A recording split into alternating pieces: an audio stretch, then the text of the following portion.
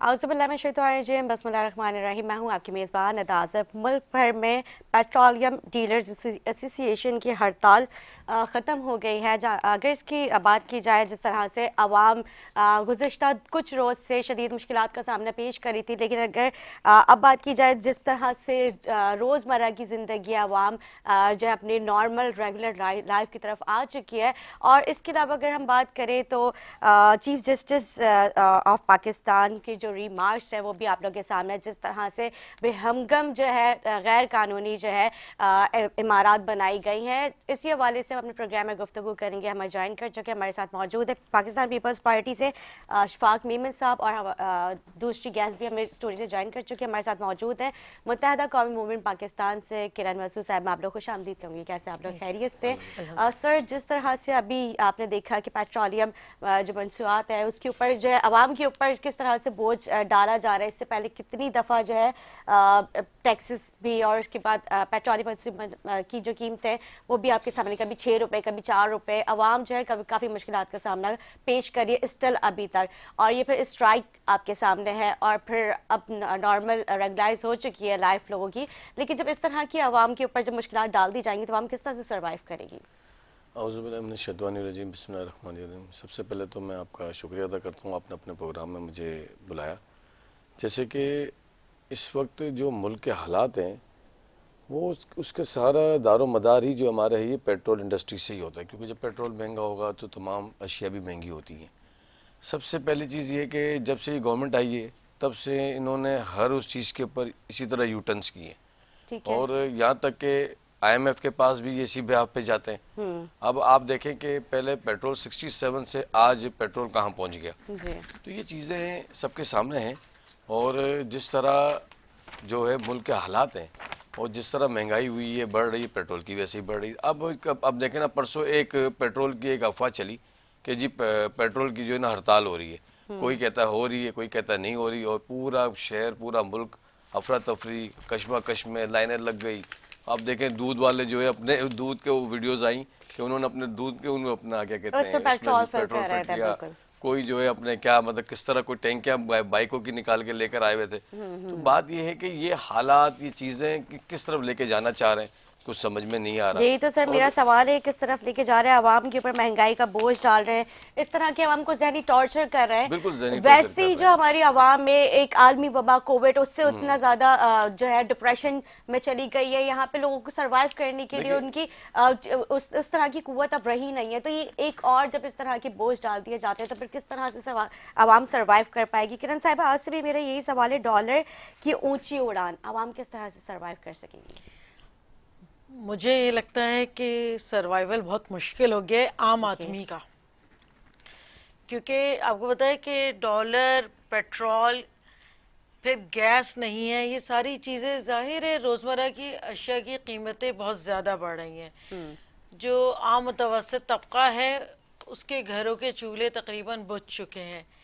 अगर बज़ाहिर देखा जाए तो यही कहा जाएगा कि डॉलर की प्राइस बढ़ने से आम आदमी किस तरह मुतासर होता है, लेकिन बिलवास्ता और बिलावास्ता तरीके से जाहिर है आपके कर्ज़ों की अमाउंट भी बढ़ती है, फिर उसका प्रेशर आता है, हर चीज़ महंगी हो रही है, पेट्रोल की प्राइस बढ़ती है, लोग ज़रूरी अशिया की कीमतें बढ़ा देते हैं, उनके पास बहाना होता है, फेयर्स बढ़ रहे हैं, ट्रैवलिंग मुश्किल हो गई है। ये सारे प्रॉब्लम्स तो आवाम ही फेस कर रही है।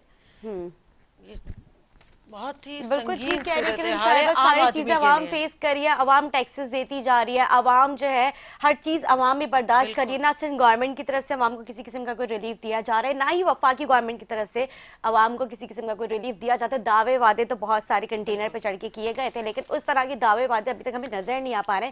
सर, सिंध में आप लोगों ने अशिया खुर्द नोश पे क्या आवाम को रिलीफ देने का आइंदा सोचा है? क्योंकि अभी तक तो सिर्फ बातों की हद तक जो हम लोगों के ख्याली पुलाव देख रहे हैं, लेकिन अभी स्टिल अगर हम हकीकत की बात करते हैं तो क्या सिंध गवर्नमेंट को स्ट्रेटजी तैयार की है? देखिए, बात यह है कि सिंध गवर्नमेंट तो 2008 से माशाल्लाह जो है वो गवर्नमेंट में है हम लोग, और अगर ये चीज़ें ऐसी होती तो आज हालात किसी और तरफ होते हैं। हम तो लगातार तीसरी बार हमारी गवर्नमेंट बनी सिंध के अंदर, 2008, 13 फिर 18। तो इसकी सबसे पहली वजह कि हमने हेल्थ सेक्टर में बड़ा काम किया। आप हमारा हेल्थ सेक्टर देखें, आपका जो लीवर ट्रांसपेरेंट जो होता था, हम जो इंडिया से करवाते थे 70 लाख, 80 लाख, 75 लाख ये रेट से, और अब वही हम पाकिस्तान में कर रहे हैं, सिंध में कर रहे हैं, फ्री ऑफ कॉस्ट कर रहे हैं। तो मकसद कहने का ये हेल्थ सेक्टर हो गया, फिर आपके लेज़र अपना ये कैंसर के जो इलाज हैं, फिर इसके अलावा आपके दूसरे सेक्टर्स में काम किया, क्योंकि पीपल्स पार्टी का नारा ही रोटी कपड़ा मकान का, चाहे वो 2008 की गवर्नमेंट थी हमारी, आप उस वक्त देखें Benazir youth development program, Benazir income support program, जो आज एहसास प्रोग्राम के नाम पे चल रहा है, ये सारे किसके प्रोग्राम से? पीपल्स पार्टी के प्रोग्राम से ना। आवाम को तो रिलीफ पीपल्स पार्टी दे रही है। पीपल्स पार्टी इसी तरह के काम पहले भी करते हुए आज भी कर रही है। इंशाल्लाह अगर हमें मौका मिला 2023 में तो इंशाल्लाह आपको चीजें नजर आएंगी। आप देखें ना, रोटी सारी कपड़ा और मकान पीपल्स पार्टी का मंशूर है ना, यहाँ पे आवाम के पास सर छुपाने के लिए मकान रहे हैं। रोटी तो आपके सामने ही है, किस तरह से आवाम आज भी लोग खुदकुशियां कर रहे हैं, फाकी कर रहे हैं, ये चीज लोगों को नजर नहीं आ पा रही है। मेरे ख्याल से सोशल मीडिया सर्च नहीं करते होंगे तो आपको रियलिटी वहां पे पता चलेगी कि लोग किस तरह से सरवाइव कर रहे हैं। सर यहाँ पे अगर मैं बात करूं शेर की, तो वो तो आपको पता ही होगा। अभी एक रिसेंट जो अभी आपके सामने सोशल मीडिया पे वाकया चल रहा है कि थर्म में तो था ही, यहाँ पे तो चिड़ियाघर में भी अब ये हालात हो गई कि शेर को खाने के लिए वहां पे उनके पास खाना नहीं था, तो वो भूख की वजह से वो मर चुके हैं। यहाँ पर तो ये जानवरों का जब हाल है तो आवाम किस तरह से सर्वाइव करेगी? देखिए आवाम तो सर्वाइव कर रही है, लेकिन बात वहीं आ जाती है, जब पेट्रोल के रेट्स बढ़ते हैं वफाक से बढ़ते हैं, सूबे से नहीं बढ़ते हैं। जब वफाक पेट्रोल के रेट बढ़ाएंगी तो सब चीज़ आपके सामने। आप देख लेना कौन सी चीज़ ऐसी है जो इन्होंने छोड़ी हो। हर चीज़ पे तो इनका यूटर्न है, कोई बात इनके पास करने के लिए है नहीं। जो बात ये करते हैं उससे घूम जाते हैं। आज आप देखें डॉलर 176 पे आ गया है, तो इसका मकसद क्या है? जब आपसे गवर्नमेंट चल ही नहीं रही, सूबा तो अपना काम कर रहा है ना, सूबा तो अपनी कोशिश कर रहा है, अपना काम कर रहा है। चाहे वो कराची की से अपना, जैसे भी आपने कराची जो कि बीमार, वो शेर बीमार था जिससे उसकी जो है आपने क्या कहते हैं शेर मर गया। लेकिन मकसद कहने का है कि पीपल्स पार्टी तो अपना काम कर रही है, लेकिन आप ये नहीं देख रहे कि एक एक्सप्रेस न्यूज़ के जो अपना फ़हीम साहब, जो जिनके 4 बेटियां 1 बेटा, और जिन्होंने खुदकुशी कर ली, फिर ये भी तो वाकया आपके सामने ना। इसकी सबसे बड़ी वजह यह है कि जब आप 20 खरब रुपए 3 साल में आपने 20 खरब रुपए का आपने अपना क्या मुल्क को मतलब मकरूज कर दिया 3 साल में। जो 30 साल का मतलब जो 30 खरब था वो 20 साल में उन्होंने मकरूज कर दिया पूरे मुल्क को। आज मुल्क कहाँ खड़ा हुआ है? ऐसा लगता है कि आने वाले वक्तों में हमें जो है आपका जो है पेट्रोल मिलेगा इंजेक्शन के जरिए, और हमें जो है आपका गैस जो मिलेगी दवाइयों के जरिए मिलेगी, मतलब 3 टाइम सुबह दोपहर और रात। और हमें जो है महंगाई जिस हाल में पहुंची हुई है वो आपके सामने। और मेरे को लग रहा है दवाइयाँ तो जो है ममनू हो जाएंगी, दवाइयाँ जो आम आदमी के इस्तेमाल में ममनू हो जाएंगी। उसके लिए पीर और ये जो है ना आपका जाली पीर वगैरह होंगे, जिसको गवर्नमेंट कोई मतलब कोई रास्ता दे देगी तो वो कर लेंगे। सर आप लोग हेल्थ सेक्टर पे अच्छे काम कर रहे थे, नौबत आएगी क्यों? देखिए हम सिंध गवर्नमेंट कर रहे हैं ना, हम हेल्थ सेक्टर के अलावा दवाइयों के तो हम नहीं कर सकते ना, तो वफाक के थ्रू हो रही है ना। दवाइयों के जो रेट्स बढ़े वो तो सूबे के हाथ में तो नहीं है, वो तो वफाक के हाथ में, क्योंकि वो तो वफाक करेगी। सूबा तो उसमें अपना काम कर रही है ना। देखिए आप जिना अस्पताल जाएं, सिविल जाएं, ट्रामा जाएं, इंटीरियर सिंध में जितने हॉस्पिटल्स जो गवर्नमेंट्स के हैं वो इलाज कर रहे हैं, फ्री ऑफ कॉस्ट इलाज चल रहा है। चले आज आपने मेरे शो में बैठ के ये बात एक्सेप्ट की कि यहाँ पे दवाइयाँ जो है वो आवाम को खरीदनी पड़ती हैं, क्योंकि मैंने कितनी दफा मेरे पास हमारे पास कितनी दफा यहाँ पे आपके पीपल्स पार्टी के जो है सीनियर मेंबर्स आते रहते हैं, उनसे हमारी जब बात होती है कि यहाँ पे जो ठीक है आप लोग ट्रीटमेंट दे रहे हैं, लेकिन जो मेन चीज है मेडिसिन वो तो बाहर से खरीदनी पड़ती है, तो वो इस चीज से डिनाई कर देते कि नहीं ऐसा कुछ है नहीं। बंदा गवर्नमेंट हॉस्पिटल में नहीं जाता, जो जाता है उनको दवाइयाँ मिलती हैं। आप देखिए आप सिटी स्कैन को उठा ले, सिटी स्कैन MRI ये आपकी ऐसी चीज है, अगर आप किसी प्राइवेट सेक्टर में जाएंगी 7,500-8 हज़ार का होगा, और अगर आप यही जाएंगी तो वहां पे ये आपको फ्री ऑफ कॉस्ट मिलता है। कहीं इसकी अगर फीस भी रखी है, लंबी लाइन आपके पास रिसोर्सेज होंगे तो आपको मौका मिल सकता है। किरण साहिबा आप क्या कहेंगी अस्पतालों के इशू पे? देखिए हॉस्पिटल्स की हालत अबतर है, बदतरीन हालात हैं हर हॉस्पिटल के। जितने हॉस्पिटल्स KMC के मातहत हैं उन्हें भी लेने की बातें हो रही हैं कि सूबाई हुकूमत अपने कंट्रोल में ले लेगी। मुझे ये बताएं कि जो कुछ सूरत हाल इस वक्त सिंध के अस्पतालों की है, इंटीरियर सिंध के अस्पतालों की है, मुख्तलिफ चैनल्स आए थे रिपोर्ट्स दे रहे होते हैं, सोशल मीडिया पे भी आ रहा होता है कि हॉस्पिटल्स में जानवर बंधे हुए हैं, स्कूल्स में जानवर बंधे हुए हैं, हमें कहने की क्या ज़रूरत है। जहाँ तक मेरे भाई ने कहा कि दवाएँ फ्री ऑफ कॉस्ट मिल रही हैं, ऐसा कतई नहीं है, दवाएं ख़रीदनी ही पड़ती हैं। इवन ट्रॉमा में जो एमरजेंसी के केसेस जाते हैं, इंजरीज वगैरह के पेशेंट्स जाते हैं, उनके भी लवाकिन को लिख कर दिया जाता है कि भाग के जाओ सामान लेकर आओ। बिल्कुल हॉस्पिटल्स की हालत इज़ार अबतर हो चुकी है। इसी तरह स्कूलों, कॉलेजों, तालीमी इदारों का हाल है। कोई भी पुरसान हाल नहीं है आवाम का, चाहे वो सूबाई हुकूमतें हों, ख्वाह वो वफाकी हुकूमत हो। जिस तरह के दावे रहे हैं हुकूमतों के या हुकूमतों के क़याम से पहले हुक्मरानों के वो पूरे होते नज़र नहीं आ रहे। लेकिन किरण साहिबा, आप लोग तो वफाक के इत्तेहादी हैं, तो फिर आप लोग अपने क्यों नहीं वफाक के वो दावे और वादे जिन्होंने कहे थे कि जो हम तो किए आए गए दिन थे याद वो क्यों दिलाते नहीं हैं। आप लोग यहाँ पे उनको रिमाइंड कराते कि ऐसा आप लोगों ने कहा था, अब इसको हकीकत में भी करके दिखा दो। आए दिन जब भी जाकर हमारा वक्त मिलता है हम उनको तमाम वादे याद दिलाते हैं। इस वक्त ज़ाहिर है पीटीआई ही कराची का भी एक बड़ा स्टेक होल्डर बन के सामने आया है, तो हमारी तो उनसे गुजारिश यही है कि वो कराची के लोगों का कुछ तो दादरसी करें। पूरा इंफ्रास्ट्रक्चर तबाह हुआ है कराची का, कोई भी काम नहीं हो रहा। कराची के लोग बहुत ज़्यादा सफ़र कर रहे हैं, सड़कें तबाह हाल हैं, सीवरेज का सिस्टम, पानी की फराहमी, ये सारी चीज़ें बिल्कुल मुअत्तल हो चुकी हैं। इसी तरह हेल्थ का पूरा सिस्टम बैठ गया है। गरीब आदमी के लिए इलाज मुआवजा भी नामुमकिन नज़र आ रहा है। एक तरफ अद्वियात की कीमतें, दूसरे अस्पतालों में डॉक्टर्स अमले की अदम दस्तयाबी है, सफाई सुथराई के बेतहाशा इश्यूज़ हैं अस्पतालों में, फंड्स नहीं हैं। कराची के अस्पतालों में जो भी जा रहा है उसे अपने तौर पे ही दवाओं का और दीगर चीज़ों का अरेंजमेंट करना पड़ता है। ठीक है जी। जी, आपने किरण साहबा की गुफ्तगू सुनी कि ये बात तो खैर हकीकत है कि अगर हम अस्पतालों का हाल देखते हैं तो वहाँ पे सफाई सुथराई का कोई हाल नहीं है। वहाँ पे कितने पुराने कर्टन्स जो वहाँ पे टंगे हुए हैं वो आज तक वैसे ही हैं, उसपे गंदगी, मक्खियाँ, सब चीज़ें, लेकिन वो चेंज नहीं हो पा रहे हैं। ये तो एक बहुत छोटी सी एग्जाम्पल दी है मैंने आपको। ये जो बातें हैं ना, देखिए आप ये बात कर रहे हैं, मैं भी यहाँ तक कि इवन के मैं सोशल एक्टिविटीज़ करता रहता हूँ, मैं भी हॉस्पिटल्स जाता हूँ। लोगों को ब्लड की भी ज़रूरत होती है तो उनके लिए डोनर्स भी अरेंज करते हैं, हम हर चीज़ करते हैं। मकसद कहने का ये है कि हम जाते हैं ना हॉस्पिटल्स में, उसमें लोग तो नहीं जाते हैं भाई, गरीब ही जा रहा है ना हॉस्पिटल में, गवर्नमेंट हॉस्पिटल में। सारे तो आखान नेशनल अपना नेशनल मेडिकल हो, यहाँ वहाँ जा रहे हैं। मकसद कहने का है वहाँ तो इलाज मिल रहा है, दवाइयाँ भी उन गरीबों को मिल रही हैं। ऐसा नहीं आप जाएँ NICVD जाएँ, आप जो है अपना क्या कहते हैं बच्चों के वार्ड्स में जाए, चाइल्ड्स के, आप जिना के हेड में जाएँ, आप ट्रामा हो गया, सिविल हो गए, हर जगह इलाज अच्छा हो रहा है। यहाँ तक SIUT देख लें आप, कितने लोग बाज जाते हैं वहाँ पे, सबके इलाज हो रहे हैं। अब इसी तरह इंटीरियर सिंध में भी हॉस्पिटल्स बने। जहाँ तक मेरी बहन ने कहा कि जी वहाँ पे जानवर बंदे, मैंने तो नहीं देखे। सर, आप तालीम ऐसा अच्छी यूटी हो और गई। बाकी जो दीगर है, ये तो चैरिटी हॉस्पिटल है ना, आपके लेकिन चैरिटी मेंबर, ये तो देखिए, एनजीओज charity- आपको वो नहीं, फंड कर रही देखिए, फंड हैं। तो इसमें सिंध NGOs गवर्नमेंट का अपना क्या किरदार है, मुझे बताइए। तो अदीब मशीनरी रिजवी का आप देखिए, शुक्र अदा करें कि बिल्कुल, उन्होंने देखिए, आपको जो है इस काबिल करके दिए यहाँ पे कि आवाम इससे फैसिलिटेट हो रही है। देखिए, इसमें सिंध गवर्नमेंट ने अपना यह किरदार ज्वाइंट अदा किया है। वेंचर अदीब रिजवी के साथ जो अब हमारा जो भी है स्ट्रक्चर, तो पीपल्स सिंध गवर्नमेंट ही बना के दे रही है ना उनको। ऐसे तो नहीं कि मतलब वो, लेकिन ये है कि ये तो चीजें बेहतरी की तरफ जा रही है। सर, वो जो आप लोगों ने फंड्स रखे थे स्कीम्स के लिए, हेल्थ के ऊपर, एजुकेशन के ऊपर, इंफ्रास्ट्रक्चर के ऊपर, वो सब कहाँ पे गए? सरगोदा में एक बच्चे ने जन्म लिया रोड के ऊपर, ये कल की रिपोर्ट है, कल की रिपोर्ट है कि रोड फुटपाथ के ऊपर एक बच्चे ने जन्म लिया। ठीक है, बात मकसद कहने का ये तो सिंध का इससे बेहतर ही है ना। हाँ, ऐसे केस तो हमारे सामने तो नहीं आ रहे कि किसी ने रोड पे जन्म लिया हो। बात सर, ये बेहतर केस है आपके सामने कि बच्चे ने रोड पे जन्म लिया है? नहीं, पंजाब में, मैं सिंध का नहीं कह रहा, अच्छा, पंजाब ठीक है, में ओके, आया ना। ओके। सिंध में तो ऐसा कोई केस नहीं आया। हाँ। सोशल मीडिया एक्टिव है, मीडिया है, सब कुछ है, सब चीजें हो रही हैं। लेकिन मकसद कहने का ये कि इसका मतलब हम बेहतरी की तरफ है। वरना कराची शहर तो, कराची में तो कोई चीज नहीं चुपती है। चाहे कोई मसाला उठा के आप देख लें, चाहे आप रोड के आप देखें। इस वक्त मेरी बहन ने कहा कि KMC हॉस्पिटल्स जो सिंध गवर्नमेंट अपने हाथ में, जो सिंध गवर्नमेंट ले रही है, क्यों ना ले? आप बताएं ना। जब अपना वसीम अख्तर साहब मेयर थे, उन्होंने क्या किया? उन्होंने हार्ट डिजीज हॉस्पिटल जो था KMC का खत्म कर दिया उनको। ये तो मुर्सा वहाब है माशाल्लाह, जो है एडमिनिस्ट्रेटर काम कर रहे हैं, उन्होंने इसलिए सिंध गवर्नमेंट के हैंड में लिया क्योंकि सिंध गवर्नमेंट ऑलरेडी कार्डियो के ऊपर काम कर रही है और आपका जिना कार्डियो हॉस्पिटल अच्छा काम कर रही है। वहाँ लोगों के अब कार्ड्स बन रहे हैं।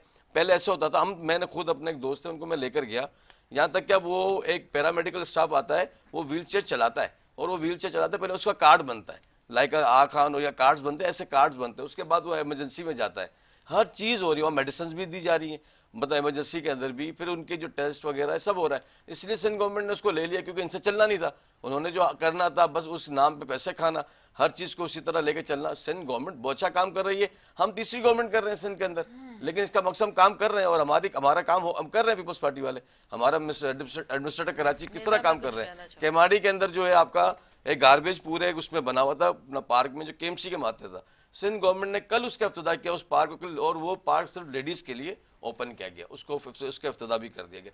देखिए हम तो काम कर रहे हैं और हमारा मकसद ही यही है क्योंकि हम तो काम अपने, हमारा फोकस काम के ऊपर ही है। हमारा ज़्यादातर जो है, हमारी जो मीटिंग्स हो रही हैं, पार्टी के अंदर जो मीटिंग्स हो रही हैं, चाहे वो यूसी लेवल पे हो, वार्ड लेवल पे, हम हर जगह पे हमारा हमारा काम पे ही हो रहा है। चाहे वो रोड्स बन रहे हैं, चाहे वो गलियां बन रही हैं, चाहे वो आपका पार्क्स बन रहे हैं, चाहे वो आपका ग्राउंड्स बन रहे हैं। आप लियारी में देखें ग्राउंड्स बन रहे हैं। अभी हमारी जो है मरूमा नसीमा बलोच थी और उनकी अम्मा, उनकी वालदा के नाम का जो ना अपना अम्मा कुलसम के नाम का पार्क बन रहा है लियारी के अंदर। और इस तरह आप अर्बन देख लें, जो आपका ये दो दरिया की तरफ जो है आपका रोड, सॉरी दो दरिया कह दिया, बिलावल हाउस के आगे जाके ब्लॉक 2 के जो पार्क हैं वहाँ पार्क्स बनना शुरू हो गए हैं। फिर आप ब्लॉक 2 में देखें स्ट्रेट पूरा केडी ने पार्क बनाया हुआ है, जिसमें आपका बच्चों के लिए जो है खेलने का अलग है, फिर वॉक का अलग है, बैठने का, हर चीज़ का मतलब है। देखिए चीज़ें अब बेहतरी की तरफ जा रही हैं और हमें अब इसी अमल को लेकर, अब देखें ये तो वफाकी गवर्नमेंट में बैठे हुए एमक्यूएम ऑलरेडी, एमक्यूएम में वफाकी 3 साल में एमक्यूएम ने जो है आपका क्या किया इनके साथ, इनसे कभी कोई बात की कि जी पेट्रोल के रेट्स बढ़ रहे हैं, ये आपका जो है क्या कहते हैं आटा देखें कहाँ है, चीनी कहाँ खड़ी हुई है। फिर अगर आप देखें तो तमाम अशिया इतनी महंगी है, ये क्यों एहतजाज नहीं करते। हमारे साथ सिंध के सूबे में गवर्नमेंट जब थे तो हमारे पास तो बात बात में नाराज हो जाते थे, वहाँ तो नाराज ही नहीं हो रहे 3 साल से। और आज आप देखें पाकिस्तान कहाँ खड़ा है, 67 पेट्रोल, आज कहाँ देखें कहाँ पहुंचा पेट्रोल। मकसद कहने का ये है कि कुछ है, ये अगर वहाँ पे 3 साल से बैठे बात करें ना, क्यों नहीं बात कर रहे। वरना हमारे साथ होते तो 5 मिनट में नाराज हो जाते थे और वहाँ पे जो है मीडिया पे खड़े होते थे कि जी हमने जो है पीपल्स पार्टी से अलग होने का ऐलान कर दिया। अब नहीं अलग हो रहे इतना। अब ये अवाम में किस मुंह से जाएंगे। आप देखें ना, वोट मांगने आप किस मुंह से जाओगे, आप तो वफाक का हिस्सा हो। जो महंगाई हो रही है वफाक के जरिए हो रही है। अशफाक साहब आपकी बात को हम कंटिन्यू करेंगे, एक छोटे से ब्रेक की कॉल की जा रही है। राजी एक छोटे से ब्रेक लेते हैं, ब्रेक के बाद अशफाक साहब का जो सवाल है कि जब मुत्तहदा हमारे साथ इत्तेहादी थी तो क्यों नहीं मतलब जिस तरह से पहले अलग हो जाया करती थी, छोटी छोटी सी बातें होती, आज जब ये वफाक की इत्तेहादी क्यों नहीं अपनी शराइत से अपनी बातों को मनवाए जा रही है, और अगर वो नहीं मान रहे तो अलग क्यों नहीं हो रही। एक छोटे से ब्रेक के बाद इस सवाल का जवाब रही किरण साहिबा से, हमारे साथ रहें।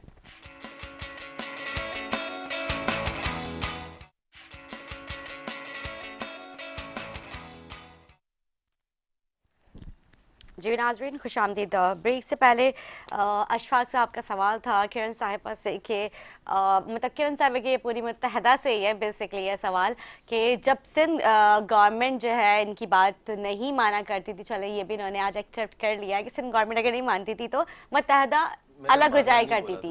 मतलब जब इनकी जो बातें होती थी जो उस पर आप लोग पूरा नहीं उतरते थे, इन शॉर्ट मैं ये बयान कर दिया। मतलब मकसद कहने का इसका ये नहीं था। देखिए मकसद आप कोई चीज का इख्तिलाफ, देखिए इख्तिलाफ जब रखते ना कोई चीज का तो फिर उस पर कायम भी रहे ना। आप 3 साल से जिस गवर्नमेंट का हिस्सा बने हुए हैं उस गवर्नमेंट ने इस मुल्क का क्या हाल किया आपके सामने ना सब चीजें। ठीक है जी किरण साहिबा, ये सवाल यहीं से कंटिन्यू करते हैं। देखिए एमक्यूएम ने अपने मुतालबात के लिए अभी भी आपको पता है स्टैंड लिया था। हैदराबाद यूनिवर्सिटी हमने मनवाई, जिसके लिए आगा सिराज दुरानी साहब ने कहा था कि मेरी लाश पर से गुजर के ये यूनिवर्सिटी बन सकती है। क्यों इतना तासुब, क्यों? क्या हैदराबाद के लोगों को पढ़ने का कोई हक नहीं है? सिंध का दूसरा बड़ा शहर है, साबिक दारुल खिलाफा है, उसके लिए आपकी अप्रोच ये है कि अगर यूनिवर्सिटी बनेगी तो लाशों पर से गुजर के बनेगी। अफसोसनाक है, ऐसा ही है ना। दूसरा मरदमशुमारी, उस पर ज़ाहिर पाकिस्तान पीपल्स पार्टी ने भी तहफ़्फ़ुज़ात का इजहार किया था और हमें तो बहुत ज़्यादा तहफ़्फ़ुज़ात हैं इस मरदमशुमारी पे। अर्बन सिंध का मुकदमा एमक्यूएम लड़ रही है वफाक से और आप देखें ये मुतालबात मंजूर हुए अल्हम्दुलिल्लाह। हमारा तो वफाक से अगर कोई मुतालबा होना चाहिए तो यही होना चाहिए कि जल्द अज जल्द अर्बन सूबे पे काम शुरू किया जाए। जिस तरह जनूबी पंजाब सेक्रेटेरिएट बना दिया गया है, इसी तरह एक अर्बन सिंध या जनूबी सिंध सेक्रेटेरिएट भी बना दें, क्योंकि हमें पाकिस्तान पीपल्स पार्टी से किसी भी खैर की कोई उम्मीद नहीं है। मेरे भाई ने KIHD की बात की थी, Karachi institute of heart disease की। सिंध गवर्नमेंट एक्वायर करना चाहती है, वो एक्वायर करने का उनका फार्मूला यही है कि पहले इदारों को तबाह कर दिया जाए, फिर ये जाहिर किया जाए कि इनसे चल नहीं रहा, लाओ हम ले लें। आपने जब बल्दिया को इतना मोहताज कर दिया था, आपका जो सिंध लोकल गवर्नमेंट ऑर्डिनेंस था उसमें हमारे पास इख्तियारात ही नहीं थे। हम तो 140A की जंग ही लड़ते रहे 4 साल, तो हम इदारों के लिए क्या करते। हमें डॉक्टर्स के अपॉइंटमेंट के लिए भी सिंध गवर्नमेंट की तरफ देखना पड़ता है, हमें दवाओं के लिए, मशीनों की मरम्मत के लिए हमें बार बार सिंध गवर्नमेंट को ख़त लिखने पड़ते थे। ठीक है, लेकिन सिंध गवर्नमेंट ने किसी भी किस्म की कोई भी माली मावरत की ही नहीं और बल्दिया उज़्मा के पास इन्होंने कोई ऐसा इदारा महकमा छोड़ा ही नहीं था कि बल्दिया उज़्मा माली तौर पे मुस्तहकम हो सकता। अपने इदारों को खुद रन कर सकता। मेरा अपने भाई से सवाल ये है कि जिस 18वीं तरमीम के लिए पाकिस्तान पीपल्स पार्टी ने भी बेतहाशा जद्दोजहद की और अब आप देख लें कि इंजॉय भी वही कर रहे हैं, तो वो इख्तियारात इन्होंने निचली सतह पे लोकल बॉडीज़ की सतह पे मुंतकिल क्यों नहीं किए? फिर अगर सूबाई हुकूमतों का ये हक है कि वो मुकम्मल आज़ादी के साथ अपने महकमों को चला सकें, अपने सूबे को चला सकें, तो फिर ये हक ज़िले हुकूमतों को भी मुंतकिल होना चाहिए। ज़िले हुकूमतों को भी बाइख्तियार होना चाहिए, माली तौर पे भी, इंतज़ामी तौर पे भी। अगर जो है शहरी हुकूमत के इदारे, लोकल बॉडीज़ के इदारे माली और इंतज़ामी तौर पे बाइख्तियार होंगे तो यकीनी तौर पे बेहतर डिलीवरी होगी। आपने 87 से 1992 तक मुत्तहिदा का बल्दियाती दौर देखा, उसके बाद 2005 से 10 तक का देखा। आज आप देखें कि मुर्जा वहाब साहब जब एडमिनिस्ट्रेटर बने हैं तो वो फिर मांग रहे हैं ना इदारे, उन्होंने कहा ना वाटर एंड सीवरेज बोर्ड को मातहत होना चाहिए, केडीए को मातहत होना चाहिए, तो यही सब तो हम भी कहते थे। मुर्जा वहाब साहब कर क्या रहे हैं, या इनके जो बैठे हुए हैं डिस्ट्रिक्ट में एडमिनिस्ट्रेटर कर क्या रहे हैं? मैम अभी पार्कों के कल इफ्तिताह किया, देखिए उन्होंने पार्कों इतना के बड़ा नाम काम किया बदलते हैं और इफ्तिताह कर देते हैं। शहर के इंफ्रास्ट्रक्चर पे क्या किया? हम तो आपकी गन साफ कर रहे हैं, जो आपके वक्तों में जो चीजें हुई हैं हम तो उसको साफ ही कर रहे हैं अभी तक। आप देखें ना, देखिए चीजें ऐसा है कि अब जब कोई बात की जाती है तो उस पर मतलब इंसान अपने देखे डिबेट होता है और अच्छी चीजें डिबेट होनी चाहिए। कहीं इंसान गलत होता है, कहीं सही होता है।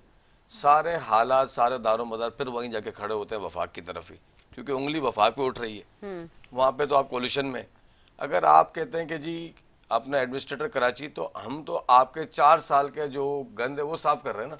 हम आप देखें ना, पहले कराची शहर में कभी आपको रात को सफाई करते हुए केएमसी के इदारे नजर आए? तो भाई सॉलिड वेस्ट मैनेजमेंट देखिए, का इदारा कर रहे हैं सिंध ना। गवर्नमेंट के मातहत है। देखिए, आप हमारे देखिए, दौर में मैं तो आप आप- हमें देते आप- नहीं आप थे देखें, इख्तियार। आपके अब पास मुर्जा सब आपको तो इख्तियार थे, पूरे आपके पास पक्ष- सारे वो इख्तियार पूरे थे। पक्ष एंजॉय करें, मेरे पास कोई देखिए, इख्तियार नहीं आप था। लोग के पास सिंध सॉलिड वेस्ट मैनेजमेंट का इदारा, सिंध सॉलिड वेस्ट मैनेजमेंट का इदारा सूबाई हुकूमत के सबसे पास मेन है। चीज ये होती है, आप देखें कचरा इस उठाने वक्त का कराची, महकमा देखिए, सिंध गवर्नमेंट के जब पास है। इंटरेस्ट होता है ना, जब आपका इंटरेस्ट होता ना तो आज ये हाल ना होता। आज इंटरेस्ट होता तो आज ये हाल ना होता। मकसद कहने का ये कि आपका इंटरेस्ट नहीं था ना।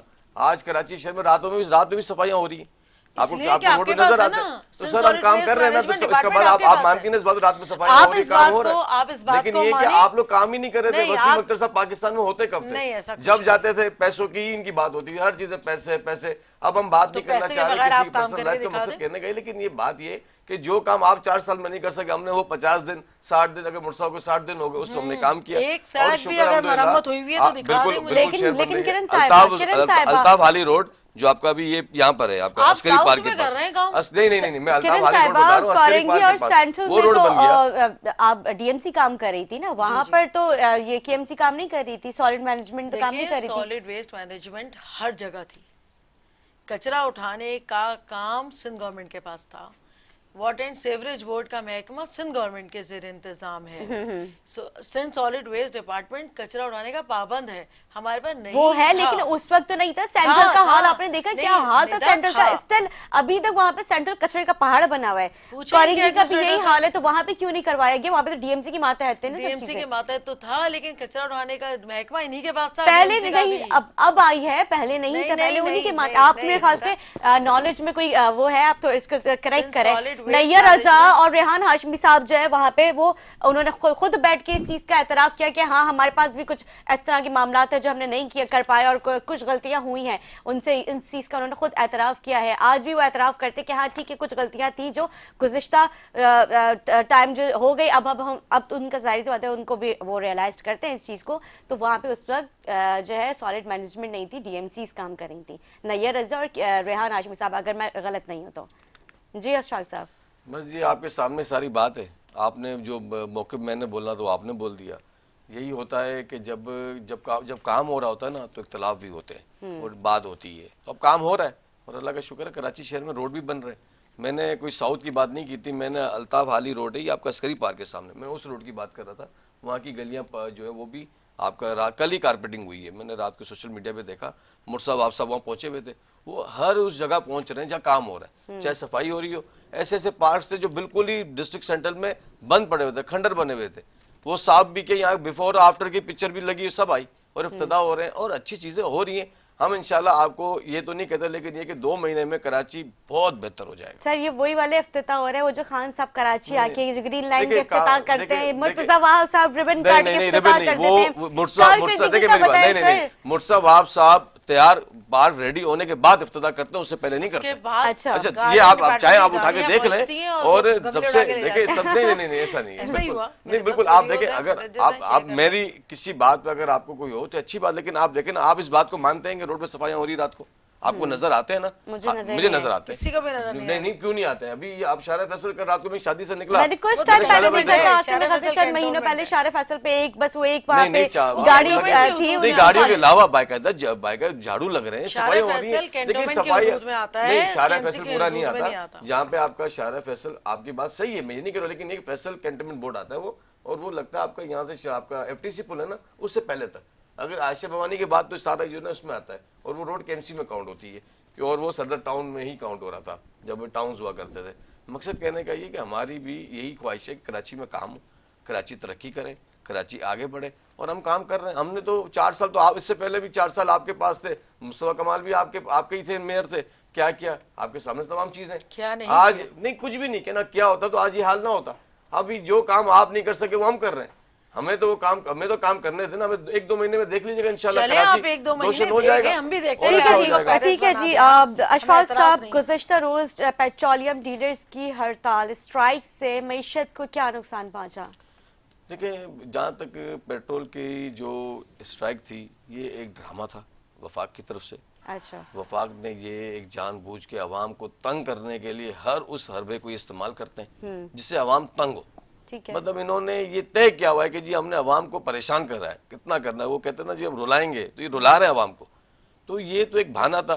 हड़ताल खत्म हो गई, फिर उसके बाद भी आप देखें लोग कितने परेशान हुए। आपने अभी बात की कि जी के इमरान खान कराची में इफ्तिताह करते थे, आपको शायद ये बात ही, जब भी आए उन्होंने कितने कितने अपने प्रोजेक्ट से वादे किए। कोई प्रोजेक्ट, कोई अमली प्रोजेक्ट आपने देखा? हमने तो नहीं देखा। कोई मेगा प्रोजेक्ट देखा आपने? हमने तो नहीं देखा। ये मकसद कहने का ये है कि इन्होंने इतना मुल्क के इतना कर्जा ले लिया, उस कर्जे के बावजूद भी किसी को रोजगार दिया नहीं, इन्होंने कोई मेगा प्रोजेक्ट दिया नहीं। इनके पास से यहाँ तक कि इवन कि इन्होंने सैलरीज लोगों की नहीं बढ़ाई। अगर ये सैलरी बढ़ाते तो आज ये लोग खुदकुशी तो ना करते। आप एक शेर की बात करें, जो इतने लोग खुदकुशी कर चुके उसके ऊपर तो कोई बात नहीं करता। एक आम शहरी जो खुदकुशी कर रहा है, जो अपने आप को अपना क्या फंदा दे रहे हैं, तो ये ऐसे तो नहीं ना। मकसद कहने का ये है कि ये वफाक क्यों नहीं समझ रही। मुझे लग रहा है कि ये जिस तरह खान साहब ने जो ये मुल्क हाल, हम इतने एक तरक्की याफ्ता होने के बाद ऐसा लग रहा है कि हम किस तरफ जा रहे हैं, मतलब हम कहाँ होंगे। अब ये इन्होंने एक मशीन लेकर आ गए जो अपना वोट के लिए। मुझे लग रहा है कि 2028 के इलेक्शन में 7 सीटें PTI जीतेगी और पाकिस्तान की जो सारे अवाम मर चुकी होगी 4500 लोग होंगे। मकसद कहने का देखें हम इस चीज को क्यों नहीं सोच रहे? नहीं सर, आपकी नजर में अच्छे इनिशिएटिव नहीं है ये? हाँ, ये अच्छी चीज है ये आपकी नजर में, ये जो इलेक्ट्रॉनिक वोटिंग मशीन है? बिल्कुल नहीं है, उसमें कोई नजर ही नहीं। देखें हम बिजली, हमारा बिजली के इलेक्ट्रिक बिजली पूरी दे नहीं रहा, हम इस मशीन का क्या करेंगे? आपके पोलिंग स्टेशन के ऊपर क्या आप वहाँ पे जनरेटर्स लगाएंगे? मतलब आपके पास, आप देखें कौन सी ऐसी चीज है सर, गवर्नमेंट कोई चीज लेकर आ रही है तो वो उसकी आगे के उन्हें पूरी प्लानिंग के साथ लेकर आएगी। आपने प्लानिंग देखे ना, प्लानिंग हुई है ना, क्यों नहीं हुई? किसने का प्लानिंग नहीं हुई? प्लानिंग ये हुई चीनी महंगी हो गई, प्लानिंग ये हुई आपना क्या कहते हैं पेट्रोल महंगा हो गया, प्लानिंग ये हुई जो बात करनी उसको यू टर्न करना है। और बस ये कि ख्वाबों की दुनिया है और ख्वाबों की दुनिया में चीजें बन रही हैं और अमली कुछ भी नहीं है। बस दुआ करें कि अल्लाह इस गवर्नमेंट से जान छुड़ाए। अब इन्होंने लास्ट IMF के पास जो गए, आपको क्या लगता है? आप देखें, आप चीजों को नोट नहीं कर रहे। हमारा एक स्मॉल इंडस्ट्री होटल क्या आप उठा के देख लें, एक स्मॉल इंडस्ट्री जो होटल्स की उसमें 25 लोग काम करते हैं। आज उस इंडस्ट्री का क्या हाल हो गया? कमर्शियल गैस जो है वो पहले उनका बिल लाख था, आज 350 अपना क्या कहते हैं फीसद बढ़ गया। अब वो गैस का बिल उनका 4 लाख का हो गया। आपकी 7 से 8 करोड़ आवाम जो इस इंडस्ट्री से चलती थी वो बेरोजगार हो गई। आप देखें स्वी गैस से लोगों को निकाला गया, मतलब रोजगार तो दिया नहीं, उल्टा बेरोजगार कर दिया। एहसास प्रोग्राम का इतना वो कर रहे हैं, वो Benazir youth development program, sorry income support program है। करप्शन भी तो कितनी, एहसास बोलिए, सॉरी बेनजीर इनकम सपोर्ट जो उसमें करप्शन भी तो आपके सामने, करप्शन की वजह से पे किया गया। जो जायज हकदार थे उनको उनका हक नहीं मिल पा रहा था, कम से कम इससे बैंक के थ्रू तो लोग अपना जाके पैसे निकाल रहे हैं ना। देखिए नेता, बात ये है कि हम अक्सर बेशतर प्रोग्राम्स में जाते हैं ना, हम बेनजीर इनकम सपोर्ट प्रोग्राम में बात पता है क्यों करते हैं? क्योंकि इस प्रोग्राम की हमें एक से लेके चीज पता है। जब ये शुरू हुआ था 2008 में, इसको 1300 मिलते थे एक आम ना उसको लेडीज को 1300 मिलते थे। 1300 देने का मकसद ये नहीं था, 1300 देने का मकसद यही था कि जैसे आप आटा लेने जा रहे हैं, अगर वो आटा आपको 400 का मिल रहा है तो आपने वो पैसे वहां पे 200 डाल दिए। तो ये आपके एक कैलकुलेशन जो 97 98 की जो थी ना, उस हिसाब से था। आपसे तो उस चीज को हम तो चीजों को बड़ा नोट करते ना। अब चीनी 60 रुपए थी, अब 1 किलो आपने चीनी ली, अब ये 1300 रुपए आपके पास थे, तो आपने 60 रुपए जो है 30 रुपए आपने यहां से इसको एडजस्ट कर दिए। और इसके अंदर सबसे पहली चीज ये थी कि ये उसका बनेगा जिसके पास पासपोर्ट नहीं होगा। अगर वो पासपोर्ट यूटिलाइज कर रहा होगा तो उसको जो है बेनजीर अपना इनकम सपोर्ट प्रोग्राम का फॉर्म उसका नहीं होगा। अच्छा, ये चीज़ मेरी नज़र में वैसे गलत है। अगर कोई बैरून मुल्क मजदूरी के लिए जा रहा है, ड्राइवरी के लिए जा रहा है, और अगर उसके मतलब इतनी सोर्स ऑफ इनकम नहीं है, और अगर वो वापस आ जाता है यहाँ पे, उसकी जॉब खत्म हो जाए, उसका पासपोर्ट बना हुआ है और यहाँ पे वो जॉबलेस बैठा हुआ है, तो उसका अगर कोई उसको कहीं और नहीं है उसकी जॉब, तो उसका मतलब वो हकदार नहीं है इस चीज़ का। ये तो बेनजीर इनकम सपोर्ट प्रोग्राम के अलावा जो दूसरे, इसके अलावा ये नहीं कि एक बेनजीर इनकम सपोर्ट प्रोग्राम थे, आपके दूसरे जो है क्या कहते हैं रोजगार प्रोग्राम्स हैं, उसमें चीजें थी तो वो उसमें एडजस्ट होते। इसमें देखिए मैंने आपको क्या कहा, ये बहुत ज्यादा गरीबों के लिए था। बेनजीर इनकम सपोर्ट प्रोग्राम का मकसद ये सर, अभी तो पूरा पाकिस्तान गरीब हुआ है, तो ये बहुत ज्यादा गरीब हुआ दुआ करें, है। बस दुआ करें इस गवर्नमेंट से जान छूटे इंशाल्लाह। आप देखेंगे, आपको नजर आएगा कि 2008 पीपल्स पार्टी गवर्नमेंट में, पीपल्स पार्टी ने सारे प्रोजेक्ट एनएफसी वोट लेकर आए। ग्वादर आपका ये जो प्रोजेक्ट शुरू हुआ, ईरान गैस पाइपलाइन, यहाँ तक कि ईरान तक, वो पाकिस्तान के बॉर्डर तक गैस। अच्छा सर, अभी आप बात कर रहे थे पेट्रोल, ये जो डीलर्स हैं, उन ये पूरी साजिश के तहत किया गया था, तो इसमें क्या साजिश है? साजिश यही है, आवाम को तंग करना। साजिश क्या है? तो आवाम को तंग करके इन लोगों को क्या मिलेगा? तो ये जो हाल हुआ है आपके सामने, क्या मिल रहा है? ये कर यही रहे, ये चाहते ही है कि आवाम तंग हो जाए, क्योंकि अब इनके पास करने कुछ है ही नहीं, कुछ कर ही नहीं सक रहे ना। आप देखें ना, 20 ट्रिलियन कर्ज आपने मकरूज कर दिया मुल्क को। आप देखें कि एक बच्चा जो पैदा हो रहा है, एक कफन और एक दूध, आप उसको देख लें। नहीं, इतनी महंगाई किससे हो रही है? मैंने देखा हमारा फर्स्ट, अब देखो मेरे को तो लग रहा है कि आने वाले वक्तों में डॉलर जिस तरह 176 पे खड़ा है, पता नहीं अभी 2 साल और रहेंगे तो आप देखेगा डॉलर कहाँ खड़ा होगा। आप ये देखें अपने क्या कहते हैं पेट्रोल है, अब जहाँ पहुंचा मुझे लग रहा है पेट्रोल भी पता नहीं कहाँ पहुंच जाएगा। ये सब बूस्ट मार रहे हैं। ठीक है जी सर, आपकी बात बिल्कुल ठीक है। किरण साहिबा, आपसे भी मेरा यही सवाल है, क्योंकि फिर उसके बाद हम ब्रेक की तरफ जाएंगे। ये जो डीलर्स, पेट्रोलियम डीलर्स एसोसिएशन की जो स्ट्राइक थी, उससे मीशत को कितना नुकसान पहुंचा? देखिए, नुकसान इस तरह से भी पहुंचा कि जो कार्गो ट्रैवलिंग होती है ड्राई पोर्ट से कराची पोर्ट पे, जब सामान उतरता है तो फिर वो आगे जाता है ड्राई पोर्ट्स की तरफ, तो वो सारे ट्रेलर्स ट्रॉलर्स भी नहीं चल पाए होंगे। जहाज़ों से लेके और मोटरसाइकिल और रिक्शे तक हर चीज़ में पेट्रोल डलता है, कोई ना कोई ईंधन डलता है। ये हर टाइप का ईंधन बंद था, पेट्रोल भी, डीजल भी, सीएनजी भी। तो मैशत का नुकसान तो ज़ाहिर है एक दिन में करोड़ों अरबों का हुआ ही होगा। और आम आदमी ने जहनी अजियत उठाई। अगर पब्लिक ट्रांसपोर्ट रोड पर था भी तो फिर वो मन चाहे और मुंह मांगे किराए वसूल कर रहे थे। आवाम तो हर तरह से ही प्रॉब्लम में आती है, लेकिन इस बारे में कोई भी गवर्नमेंट सोचती हुई नजर नहीं आ रही। बहुत सारी जगहों पे तो इस तरह से था कि ब्लैक में भी पेट्रोल मिल रहा था। एग्जैक्टली, यही तो है। या तो अगर मिल रहा था तो ब्लैक में मिल रहा था, तो नेचुरली सफर तो पब्लिक ही कर रही थी ना। जो पब्लिक खास तौर पे जिसका इन्हिसार जो है वो पब्लिक ट्रांसपोर्ट पे है, जिसे रिक्शा में जाना है, बस में जाना है, जो मोटरसाइकिल पे जाता है अपनी नौकरी पे, उन्हें अगर पेट्रोल नहीं मिल रहा तो वो नौकरी पे नहीं पहुंचेंगे, बिल्कुल ऐसे ही वहाँ प्रॉब्लम होगी। ठीक है जी नाज़रीन, एक छोटा सा वक्फा लेंगे, वक्फे के बाद हाजिर होंगे। Stay with us.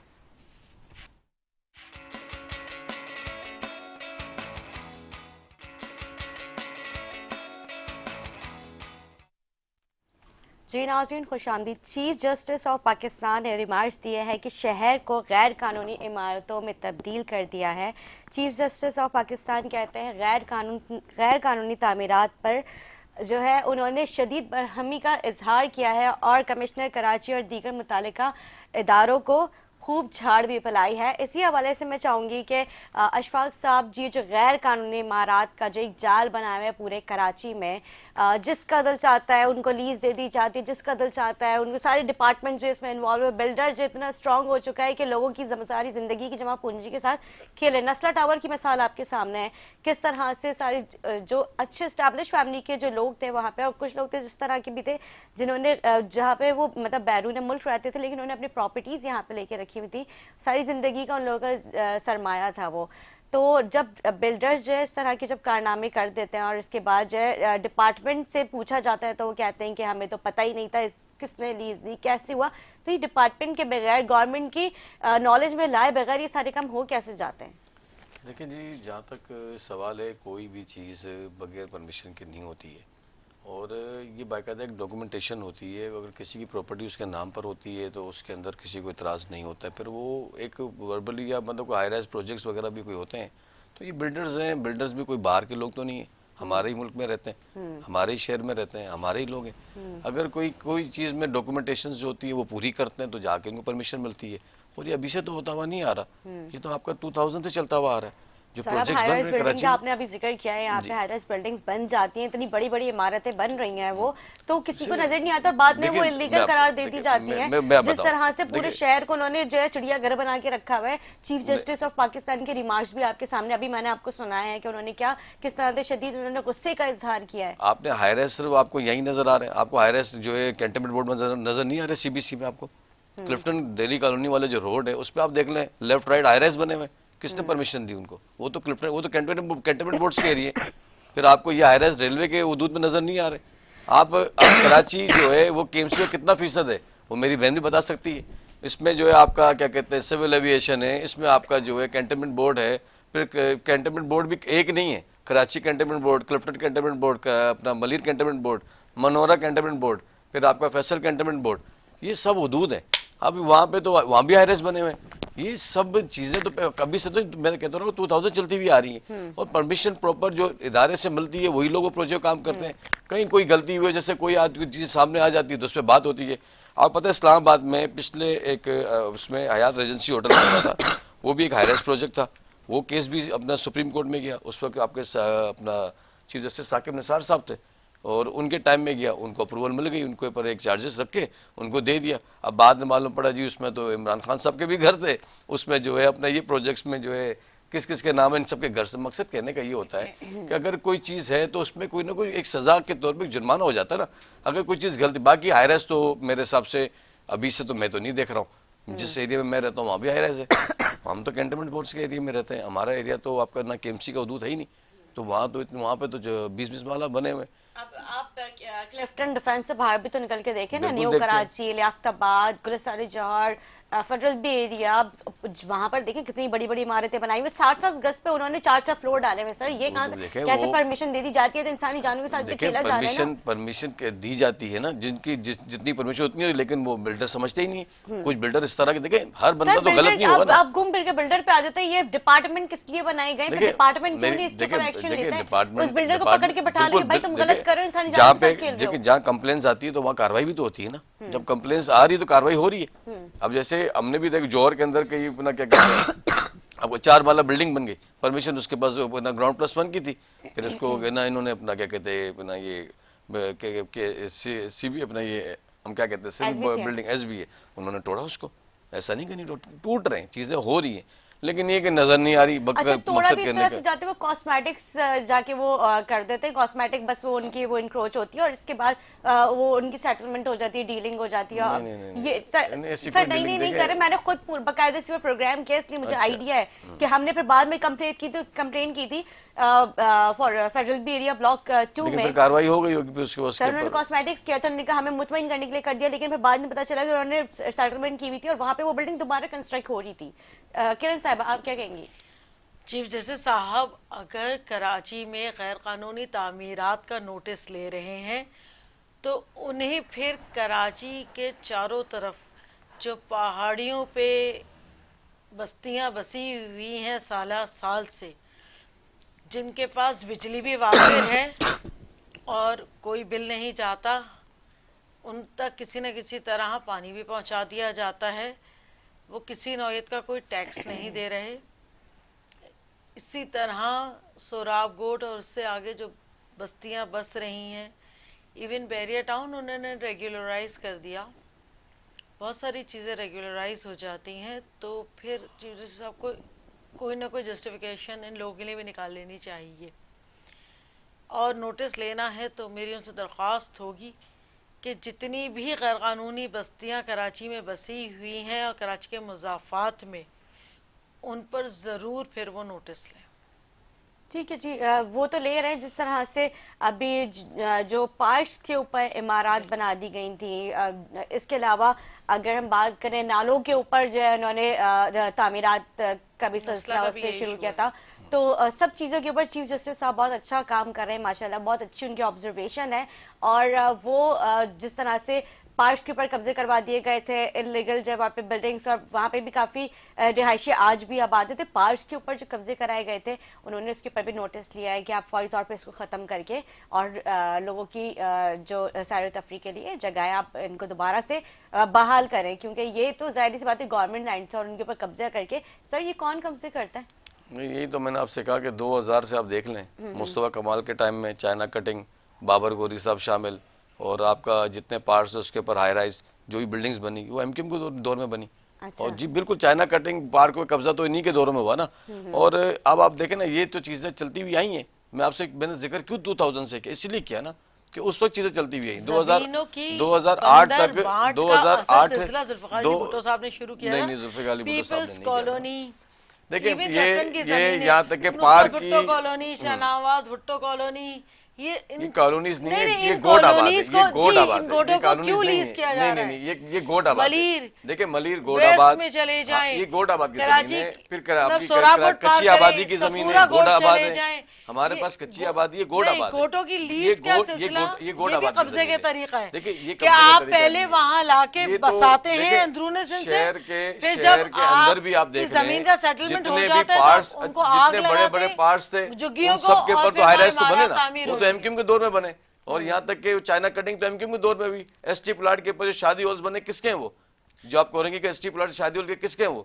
वो सारे एमक्यूएम के लोगों के ही हैं। कोई एमपीएस के, कोई एमएनएस के, कोई अमेरिका बेटा टूट कैंडिडेट गए ना, नहीं वो तो काफी टूट रह गए। गए, अभी भी नहीं टूटे। उसके ऊपर एक्शन आप ये बताएं ना कि गोटों को लीज करके, गोटों को हमने करके देखिए गोटों को नहीं, तो आप हमने लोग मालिकाना हुकूक दिया है। तो ये क्यों मालिकाना दे दिए? दे दिया ना, क्योंकि वो गोट देखिए एक घर है कितना सा ना, उस घर के ऊपर तो घर नहीं बन रहा। नहीं, लेकिन फिर उन जो गोटों घर के ऊपर जो बिल्डिंगें बना रहे हैं उनको कोई गोटों पे भी आप बिल्डिंगें पूरे बन पूरे रहे हैं। आपने केएमसी के, केडीए के तमाम पार्क्स के ऊपर बिल्डिंग सारे जराइम पेशा अब लोग अफराद रह इन्हीं रहे गोठों में। नहीं कोई जराइम पेशा अफराद नहीं है। जो अब देखिए ये बात तो बिल्कुल सारा आप अलग कर आप रही हैं। देखें कराची अलग में बात इस हो गई, वक्त, कोई जराइम ठीक है पेशा सर, अफराद कराची ठीक है में सर, जराइम की शरह कहाँ जा रही है? कराची में जराइम की शरह देखिए बहुत ज्यादा स्ट्रीट क्राइम और बढ़ किस चुका है, कदर बेरोजगारी की violent है शरह वो आपके कि सामने, मोबाइल जिसकी के वजह मार से देते सारी हैं। जराइम पेशा अफराद एक्टिव हुए हुए। ये सब गोठों में रहते भाई हैं। देखें बात ये है, इससे ये जो बात आप कर रहे हैं क्राइम के ऊपर, क्राइम पहले भी रहा है, लेकिन अभी भी आप एक चीज देखें, इस वक्त कराची कितना सुकून में आप किस देखें ना, बात का रात के सुकून में? मैं बताता हूँ ना आपको, रात में लोग रोडों पे घूम तो सकते हैं।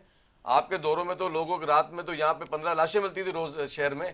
आप रात हमारी को होती थी। बिल्कुल ऐसे होती हमारी थी। ही होती थी। आप नहीं अब ये तो हमारी बाहर के भी होती आपने थी। उस पे आ जाना, वो नहीं, हमने नहीं। देखा अपनी आंखों ऐसा से, कीजिए, मैंने खुद अपनी आंखों देखा। ऐसा देखिए कीजिए, आपके हमारे दौर मकतूलों में के खाते- हड़तालें हुई, ठीक है, आपके हमारे दौर में खाते 40-42 मकतूल लोग दे मरे। ठीक है आप सर, रोज सर एक हम मसला अभी लगा रहे हैं। क्रिटिसिज्म की तरफ नहीं जाना चाह रहे, हम कराची की अवाम की बात करने के लिए यहाँ पर बैठे। मुझे बताएं, जिस तरह से हुकूमत जो है अपनी कारकर्दगी में आपके सामने है कि अब मुझे नहीं लग पा रहा है कि वो उस तरह से उनकी कारकर्दगी रही है, क्या आइंदा हुकूमत जो है अवाम को रिलीफ देने में कामयाब नजर आती है? इंशाल्लाह सिंध में पीपल्स पार्टी हुकूमत वैसे ही अल्लाह का शुक्र है बड़े अच्छे और मजबूत अंदाज में चल रही है। उसकी मिसाल आप ये सारे जो अपने कैंटनमेंट बोर्ड्स के इलेक्शन या जो जमनी इलेक्शन हुए वो आप सामने देख लें, और उसके अंदर पीपल्स पार्टी विन हुई। अब जैसे हमने बल्दिया के अंदर एक अपना एनए की सीट खाली हुई थी फैसल वावड़ा वाली, वो हमने विन की। उसमें एमक्यू पीटीआई जो 7वें 6ठे नंबर पर है। मकसद ये कि इनकी तो जो वफाकी गवर्नमेंट की जो कारदगी है वो आपके सामने है ना, तो इससे पीपल्स पार्टी विन हो रही है कि पीपल्स लोग आवाम को नजर आ रहा है पीपल्स पार्टी काम कर रही है, पीपल्स पार्टी हर सेक्टर में काम कर रही है। तो इसलिए लोग पीपल्स, अब ये कैंटनमेंट बोर्ड के इलेक्शन सीबीसी क्लिफ्टन जहाँ पे पीटीआई की गवर्नमेंट बनती थी, जहाँ एमक्यूएम सेकंड पे होती थी, आज पीपल्स पार्टी की वहाँ 4 सीटें 10 में से, और यहाँ तक कि 2 आज़ाद है, एक ने शमूलियत की, एक ने हिमायत की, तो पीपल्स पार्टी में, और 2 रिजर्व सीटें भी हमने जीती, और वहाँ एमक्यूएम की 1 सीट भी नहीं है। कराची कैंटनमेंट बोर्ड में मैं कहा 2 सीटें हैं इनकी। इस तरह देखें लोगों का रुझान डिफेंस क्लिफ्टन पीपल्स पार्टी की तरफ आ चुका है, क्योंकि उनको पता है पीपल्स पार्टी काम कर रही है, जो काम करेगा वही दिखेगा। अब आप काम ना करो, आप सिर्फ बैठ के पर तनकीद की सियासत करें, ये फायदा नहीं है। हमें भी आगे बढ़ना है, काम करना है। अब एमक्यूएम को ये फैसला करना है कि उन्होंने वफा के साथ रहना नहीं रहना, क्योंकि जो हालात, जो मामला जो मुल्क के चल रहे हैं, जो महंगाई है, उनके जिम्मेदार जितनी पीटीआई उतनी एमक्यूएम भी है। ये अपने सर से ना उतारें कि जी हम नहीं है, आप साथ हैं और बोला जी हम नहीं, ऐसा हो नहीं सकता। आप गवर्नमेंट छोड़ें तो होगा, इसी तरह वरना जो आपके साथ जो जो आपने इलेक्शन चीजें पीडीएम हो की रही छोड़ है, दी। नहीं एक बात देखिए, आप पीडीएम अलग चीज, ऑपोजिशन का इलाका अलग चीज होता है, नहीं तो गवर्नमेंट इलाके opposition का क्या अलग कर चीज रही होता है। है? आप Opposition आप अपना उसको राइवल उसको कर रही है, लेकिन ये कि देखें बात ये है कि ये आपको सोचे, आप निकले ना, आपको आप इसलिए तो आप लोग परेशानी हो रही है, आपने वरना सिंध में जहाँ कौन पे सा मेगा प्रोजेक्ट दिए 3 टेन्योर्स में? हमने कोई क्यों नहीं सवाल हमारे मेरा प्रोजेक्ट ये था, चले, कोई बादराबाद का ट्रांसपोर्ट भी का आप मंसूबा? अंडरपासेस देख लें, आप ये बादराबाद में अंडरपासेस जो बने ये किसने बनाए, बेकार। ये पुल्स किसने बनाए, ये बात तो ना करे, काम हो रहा है, नजर आ रहा है, दिख रहा है, तो लोगों को पता है, आप तो मुझे People's Party कोई काम कर रही मेगा है। ट्रांसपोर्ट का मंसूबा है। बताइए मेगा ट्रांसपोर्ट कराची के इंशाल्लाह लिए, आपका जो है सिंध ना, के लिए। अभी मेरे ख्याल से कुछ टाइम पहले आप मुर्तज़ा घर अब्बास की साहब ने आवाम प्रेस की कॉन्फ्रेंस की बदहाली थी, देखिए। बसेस ट्रांसपोर्ट लेकर आ रहे हैं अभी, इंशाल्लाह। तो देखते हैं जिस वफाक तरह लाए से। वो ट्रांसपोर्ट। नहीं वो नहीं, तो सिंध वफाक गवर्नमेंट नहीं का लाया, वो ये देखिए है। पता नहीं, वो तो आ रही देखिए हैं, वो आ भी रही हैं, आ रही हैं। वो भी देखें पीपल्स पार्टी का एक प्रोजेक्ट था नवाज शरीफ इन्होंने का, ऑरेंज लाइन और शुरू की ये थी जो है ना, रिसर्च सेंटर में। और इन्होंने कहाँ क्या है, किया, क्या हो रहा है वहाँ? पीटीआई ने क्या किया, पीटीआई ने उस पर यह किया कि जो मतलब उस दौर के प्रोजेक्ट थे उसकी बसों को लेने के लिए ऐसे केपीटी पहुंचे जैसे पता नहीं इन्होंने ही सारी मेहनत की थी। मकसद कहने का यही है, देखें हम फिर वही तनकीद पे तनकीद की सियासत कर रहे हैं, लेकिन आपके लिए एमक्यूएम के लिए सबसे बड़ी परेशानी वफाक ही है, क्योंकि उनका हिस्सा है, ये कुछ भी कर ले ये उससे नहीं निकलेंगे ना, जब तक नहीं निकलेंगे तो अवाम इनकी तरफ भी जिस तरह पीटीआई को देख रही है वैसे एमक्यूएम को देख रही है। ठीक है जी अशफाक साहब, मैं आपका शुक्रिया अदा करूंगी, आपने अपना कीमती वक्त दिया, हमारे नाज़रीन को क्या पैगाम देना चाहेंगे? मैं आपके तवज्जुह से आपके इस प्रोग्राम से मैं अपने पाकिस्तानी अपने आवाम को, खासतौर कराची के लोगों को, कि पीपल्स पार्टी कराची में अल्हम्दुलिल्लाह काम कर रही है, पीपल्स पार्टी और मज़ीद काम करना चाह रही है, और आप सबके साथ मिल के और कराची को मजबूत करेंगे, और इंशाल्लाह ये काम नज़र भी आएंगे। जो बैरिस्टर मुर्तज़ा आप इस तरह कराची में काम कर रहे हैं, आप पीपल्स पार्टी में जो है इसी वजह से पीपल्स पार्टी में लोग शमूलियत भी कर रहे हैं, तो ये पीपल्स पार्टी अवामी पार्टी है, कम से कम आप वहाँ जाके अपनी बात और अपनी जो है बात पे राय तो दे सकते हैं। अदरवाइज अगर आप कोई दूसरी पार्टी के पास जाएँ, वहाँ पे जो है कोई बात सुनने को तैयार नहीं है। हमारे मिनिस्टर्स, हमारे एमपीएस, हमारी खुली कचहरियाँ सब हो रही हैं, और आप सब उसमें शिरकत भी करें। आपके साथ कहीं कोई चीज़ गलत हो रही है उसकी बताएं, आप सीएम हाउस कंप्लेन से लो, वहाँ पे भी दरखास्त दे सकते हैं, और उस पर इंशाल्लाह फौरी कार्रवाई भी होगी। ठीक है जी नाज़रीन, एक छोटा सा ब्रेक लेंगे, ब्रेक के बाद हाजिर होंगे, हमारे साथ रहें।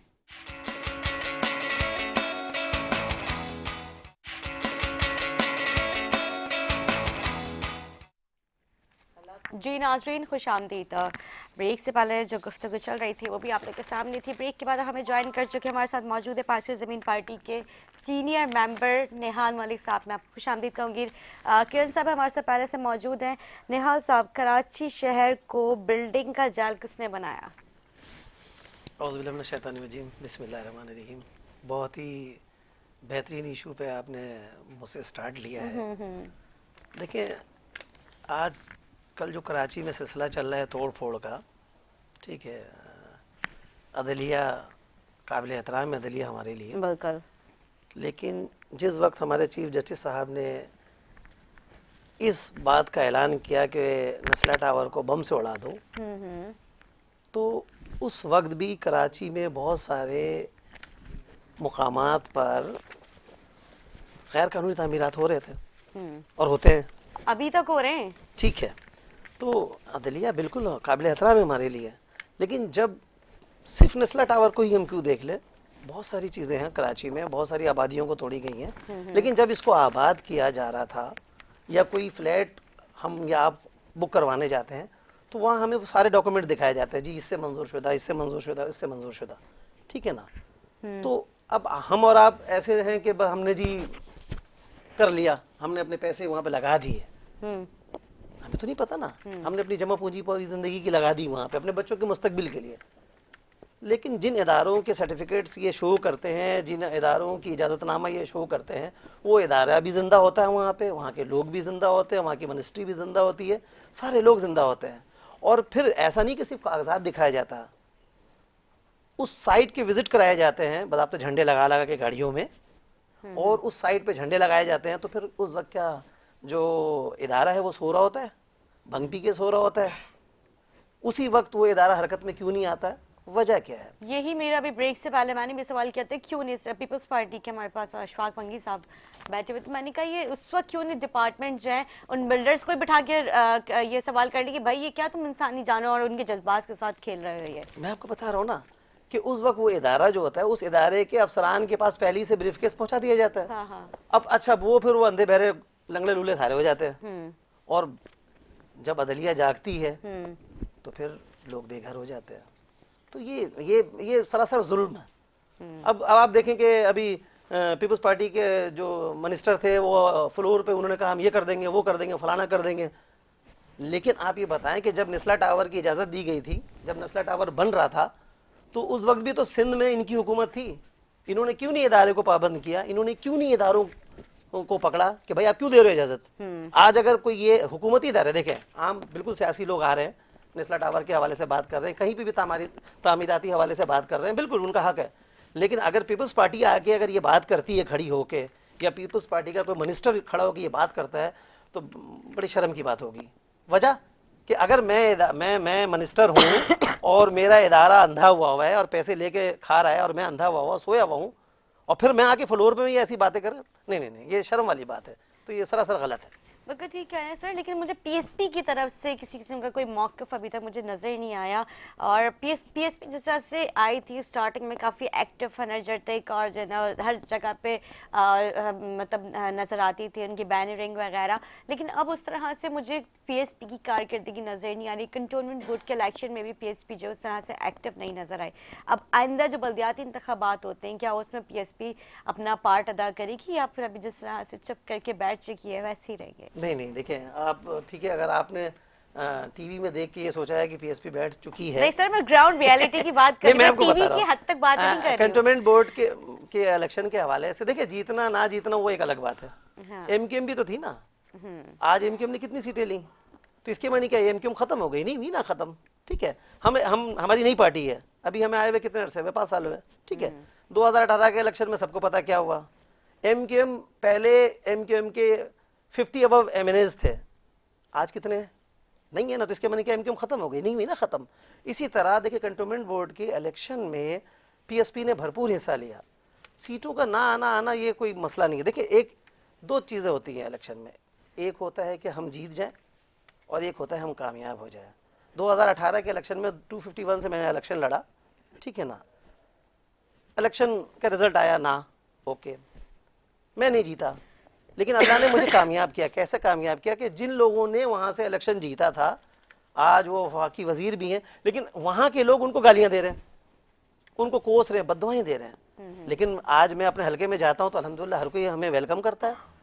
तो जीत सीटों से कोई जीत वो नहीं है ना पार्टी का सिलसिला कि जी पार्टी बंद हो गई है। कि इंशाल्लाह बल्दियाती इलेक्शन के हवाले से आप अभी से हमारे माशाअल्लाह, मेरे हलके की मैं बात कर रहा हूँ, डिस्ट्रिक्ट वेस्ट से मेरा ताल्लुक़ है, कि अल्लाह का शुक्र है बल्दियाती इलेक्शन के हवाले से जो नुमाइंदे हैं, न्यूट्रल लोग, बिल्कुल न्यूट्रल लोग, समाजी लोग और दीगर हमारे कारकुनान, वो अभी से फॉर्म भर रहे हैं।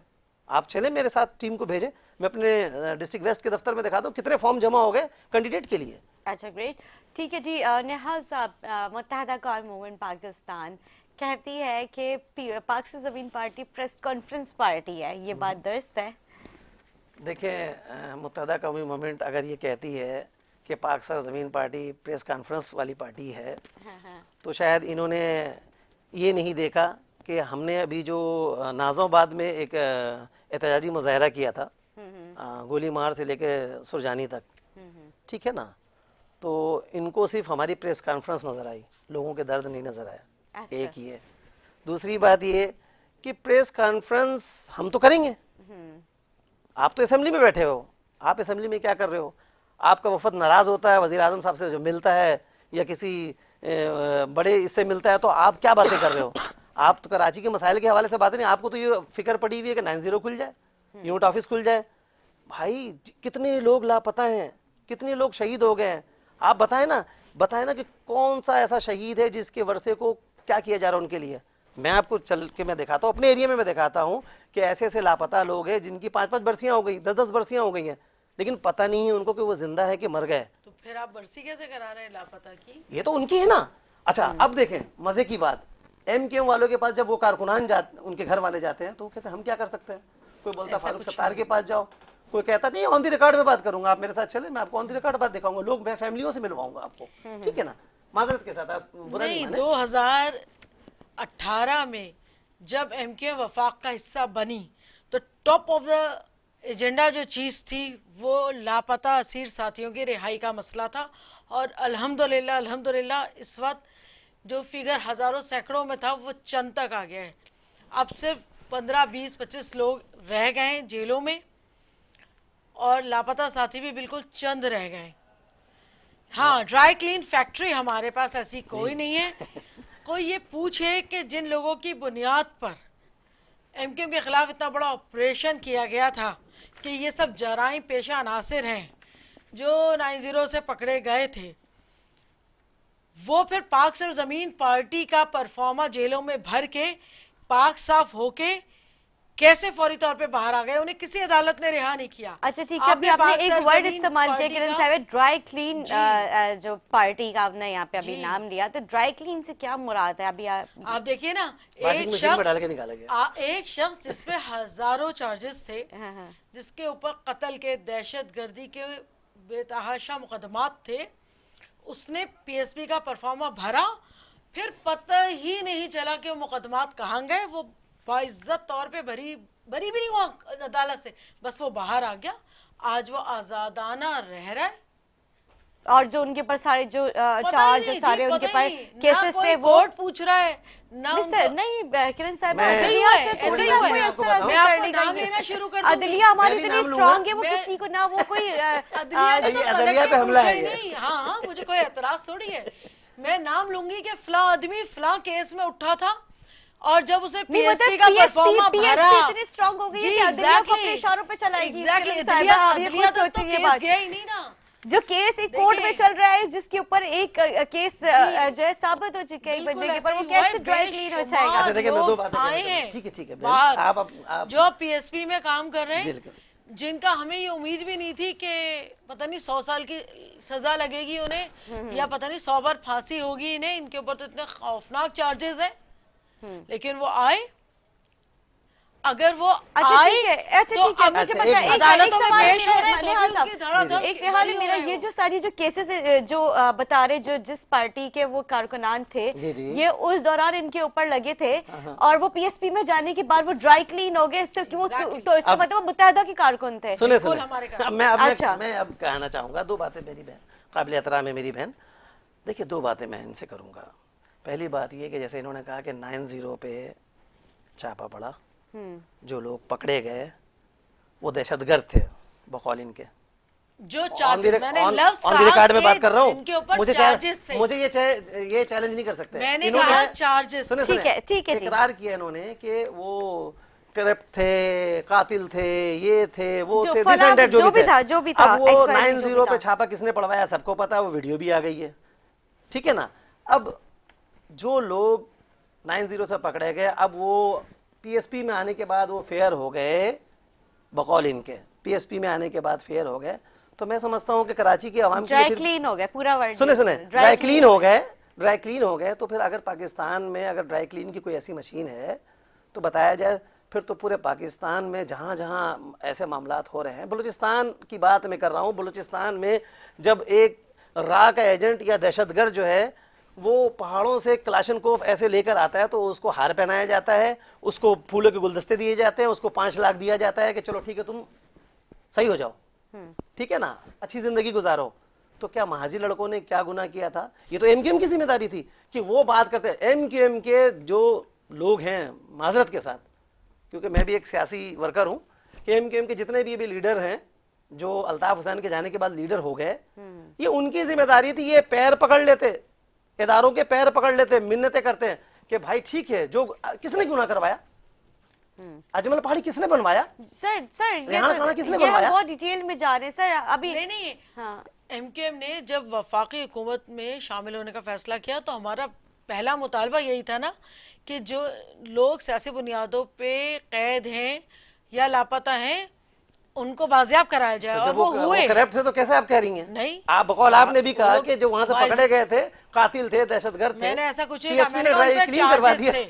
उस वक्त के डिप्टी कन्वीनियर जो थे, तो अगर मुस्तफा कमाल ने, वो आज पीएसपी के मरकजी रहनुमा है। सुने अगर मुस्तफा कमाल ने बनाया गया था एमक्यूएम के खिलाफ ऑपरेशन का 2011 में, कौन लोग थे उस वक्त जो एमक्यूएम की राब्ता कमेटी चला रहे थे? कौन लोग थे जो डिप्टी कन्वीनियर? अच्छा, 92 में किसने करवाया? उन लोगों को क्यों क्लीन किया गया? अच्छा बाजी, ये बताए 92 में किसने ऑपरेशन करवाया था?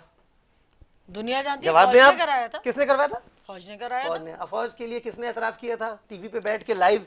और फौज किसने ने खुद किया किसने एतराम। नहीं, किसने ब्रिगेडियर शहीदों फयाज साहब के वर्षा से माफी मांगी? मुस्तफा कमाल ने मांगी, अनीस क़याम खानी ने मांगी, आमिर खान ने मांगी। देखिए, माफी आमिर मांगना खान भी ने इंसाफ माफी की क्यों बात मांगी? होती है। क्यों मांगी, आप मुझे जवाब दें। आमिर खान ने किस बात की माफी मांगी? वो महाजरों को क्या बर्तन चोरी करके ले गया था? है, उसने माफी मांगी कि मुझे माफ कर दिया जाए, मैं फिर आता हूं और फिर मैं करूंगा, आपकी खिदमत में करूंगा। तो 92 में आप चैनल उठा के देख लें, जियो की रिकॉर्डिंग उठा के देख लें, आमिर खान ने खुद वहां बैठ के उन्होंने कहा, हाँ मैं ISI का हिस्सा था, हाँ मैं नहीं, एजेंसी ये का सब हिस्सा नहीं था। कहा, बिल्कुल ये नहीं रिकॉर्ड है, आप उठा के ठीक देख है, लें। ठीक है बिल्कुल सर। नहीं कहा। सर, सोशल मीडिया पे बड़ा शोर मचा हुआ है कि कराची की सियासत में कुछ चेंजिंग्स आने वाली हैं, लेकिन बात यह है कि चेंजिंग्स तो वैसे सब कहते हैं, जैसे तब्दीली की भी बात की गई थी। अल्लाह अकबर, कौन तब्दीली की बात नहीं करें वरना घबराना उसमें पड़ेगा। भी यू टर्न लेना पड़ता है। घबराना तो है ही नहीं सर, आपने नया सा घबराना नहीं है। तो क्या वैसे ही हमें कुछ तब्दीली के मतलब ख्वाब दिखाए जाएंगे, या फिर जैसे अभी मामला चल रहे हैं वैसे ही चलते रहेंगे? देखें, चले हुए कारतूस हैं, हाँ, चले हुए कारतूस हैं। हाँ। और लोग कह रहे हैं हेलो की आवाज, हेलो की आवाज एक दफा नहीं 100 दफा आ जाए, हमें क्या असर पड़ता है? जब PSP का वजूद आया था, PSP में 2 लोग थे, मुस्तफा कमाल और अनीस क़याम खानी। आज हजारों लोग हैं। सब जब हो के आए। सब मुस्तफा कमाल जब आए थे तो उस वक्त 90 भी ऑन था, हेलो वाले भी ऑन थे, तो उस वक्त नहीं डरे, तो अब क्या डरेंगे? अच्छा, हेलो की आवाज तो दब चुकी है, अब हेलो की आवाज इंडिया में आनी है, जो मोदी से मदद मांग रहे हैं।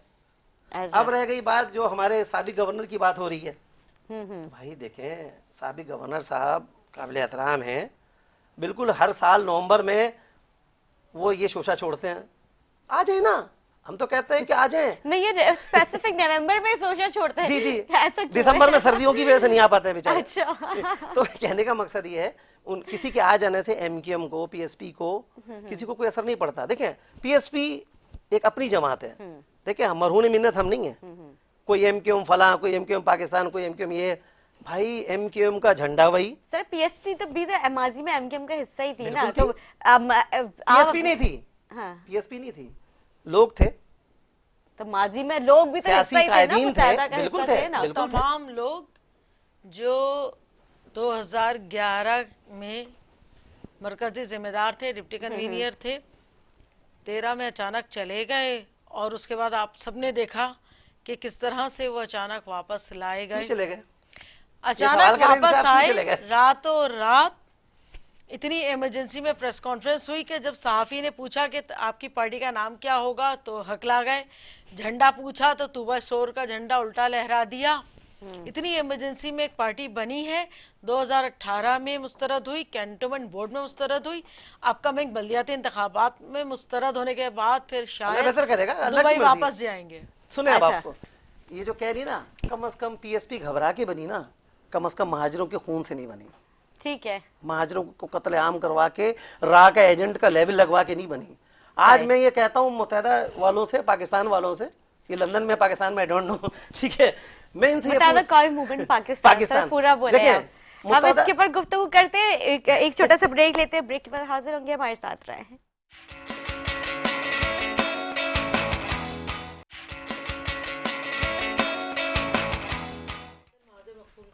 जी नाज़रीन, खुश आमदीदा। किरण साहिबा, आपसे सवाल, मुत्तहदा कौमी मूवमेंट से मुत्तहदा के वोटर्स नाराज़ नज़र आ रहे हैं, क्या मुत्तहदा ने अपने वोटर्स को दूर कर दिया है, नाराज़ कर दिया है?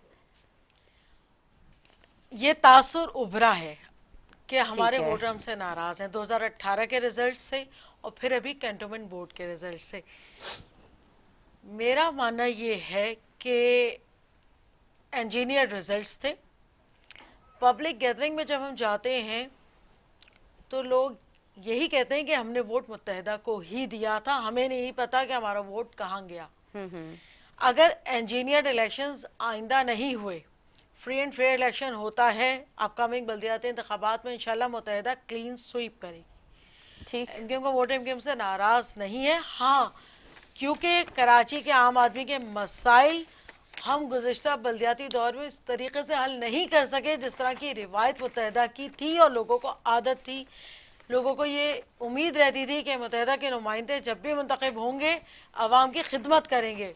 और 2016 वाले टेन्योर में हम ये काम नहीं कर सकते कर पाए, उसकी वजह आपको मैंने पहले भी बयान की कि 140A के तहत इख्तियारात हमारे पास नहीं थे।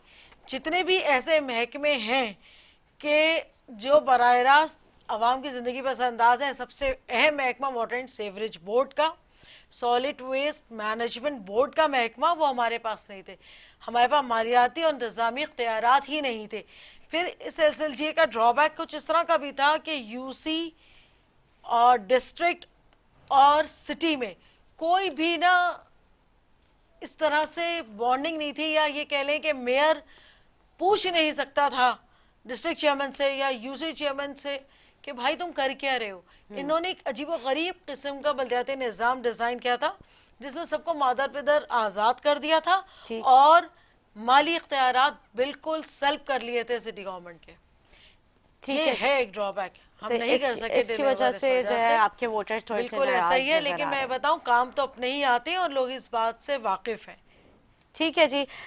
निहाल साहब, जिस तरह से अभी आपने देखा है कि ये पेट्रोलियम डीलर्स जो है उन्होंने स्ट्राइक की थी, मतलब इसे अभी किरण साहिबा से मैंने ये सवाल किया था, तो कितना मुल्क की मईशत के से नुकसान पहुंचा है सिर्फ इस 1-2 दिन में? देखें, जो पेट्रोलियम के डीलर्स ने ये किया ना, तो उससे आवाम को कोई फ़ायदा नहीं हुआ, नुकसान ही हुआ है।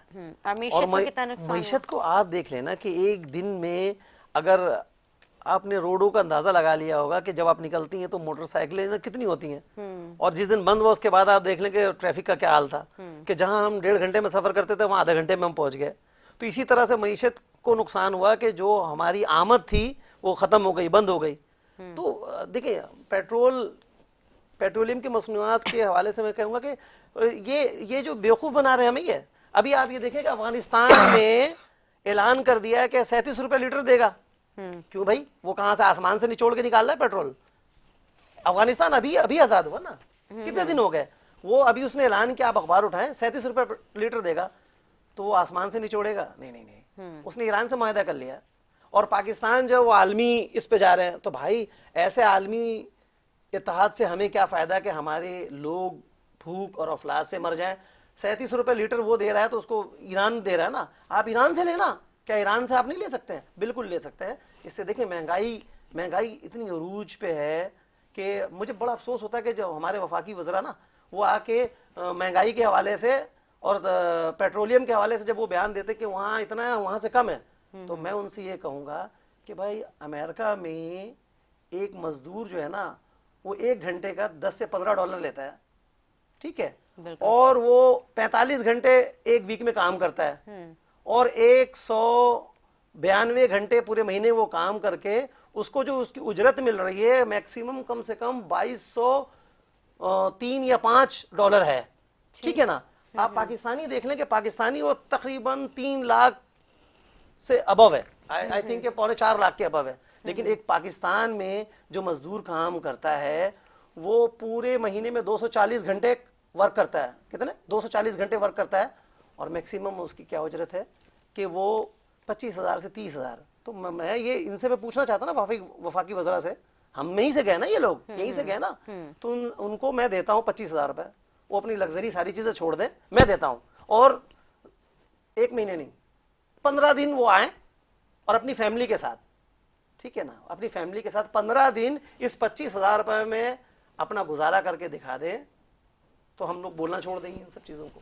बिल्कुल ठीक है। इसी तरह से सिंध हुकूमत ने भी जो गवर्नमेंट मुलाजमीन है उनकी तनख्वाहों में जो है 20,000 25,000 रुपये इंक्रीजमेंट का कहा गया था, लेकिन वो भी अभी तक नहीं मिल पाई हैं उन्हें। तो ये बहुत ही मुश्किल दौर है, इस दौर में सर्वाइव करना बहुत मुश्किल है। आपकी बात बिल्कुल ठीक है अपनी जगह कि अगर हम किसी एक इनके वज़रा या एक उनको लेकर आए, उनको बोलेंगे तुमने इस 25,000 में सर्वाइव करना है, तो वो किस तरह से करेंगे? 15 दिन बिल्कुल, 15 दिन में बहुत बता रहे हैं। अभी यहाँ पे तो मेरे ख्याल से आप जाएं, आपके 1-2 घंटे में आपके 5,000 बिल्कुल खत्म हो जाते हैं। हाँ, मैंने तो एक चांस दिया है, महीने नहीं 15 दिन, आप और कम कर दे भले। बिल्कुल ठीक कह रहे हैं। किरण साहिबा, हुकूमत की कारकर्दगी से कितनी मुतमईन है? नहीं, देखिए, मुतमईन होने वाली तो कोई भी चीज़ नहीं है। अच्छा, ठीक है ना। 12 खालिद मकबूल सिद्दीकी भाई ने भी कहा है कि अब तो हमने भी घबराना शुरू कर दिया है। अच्छा अच्छा। लेकिन आप ये देखें कि ऑप्शंस जो है हुकूमत करने के लिए दीगर जो सियासी पार्टियां हैं वो 12 आजमाई जा चुकी हैं।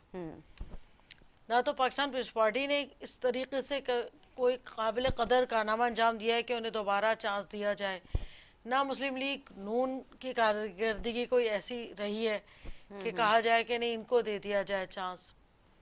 तो वेट एंड वॉच पे हम लोग मजबूर हैं कि हम इंतज़ार करें कि कोई और चेहरा सामने आए। इसमें कोई शक नहीं कि वफाकी हुकूमत ने बहुत हद तक हमें मायूस ही किया है।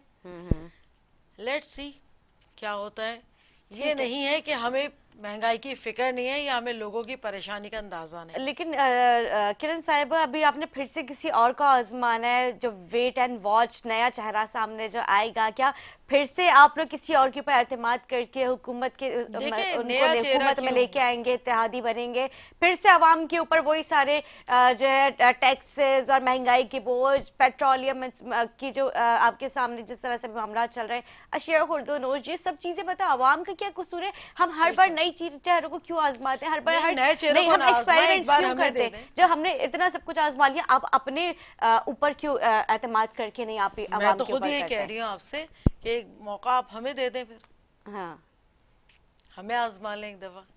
जब भी हमें कराची का इंतजाम मिला है, हमने कराची को बेहतरीन तरीके से रन किया है। आपकी बात बिल्कुल ठीक है। 30 साल से मुत्तहदा कौमी मूवमेंट पाकिस्तान जो है कराची की आवाम की महाजरों की आवाज़ बनती आई है, लेकिन उस 30 सालों में इंफ्रास्ट्रक्चर आज भी तबाह बर्बाद है। कराची की आवाम वहीं की वहीं खड़ी है। उनको एक महाजर को नौकरी परमानेंट नहीं दी गई है। तो आप फिर से अगर आजमाए हुए को फिर से आजमाना, तो फिर तो बहुत ही बड़ी बेवकूफ़ी है। मैं कुछ कह सकता हूं?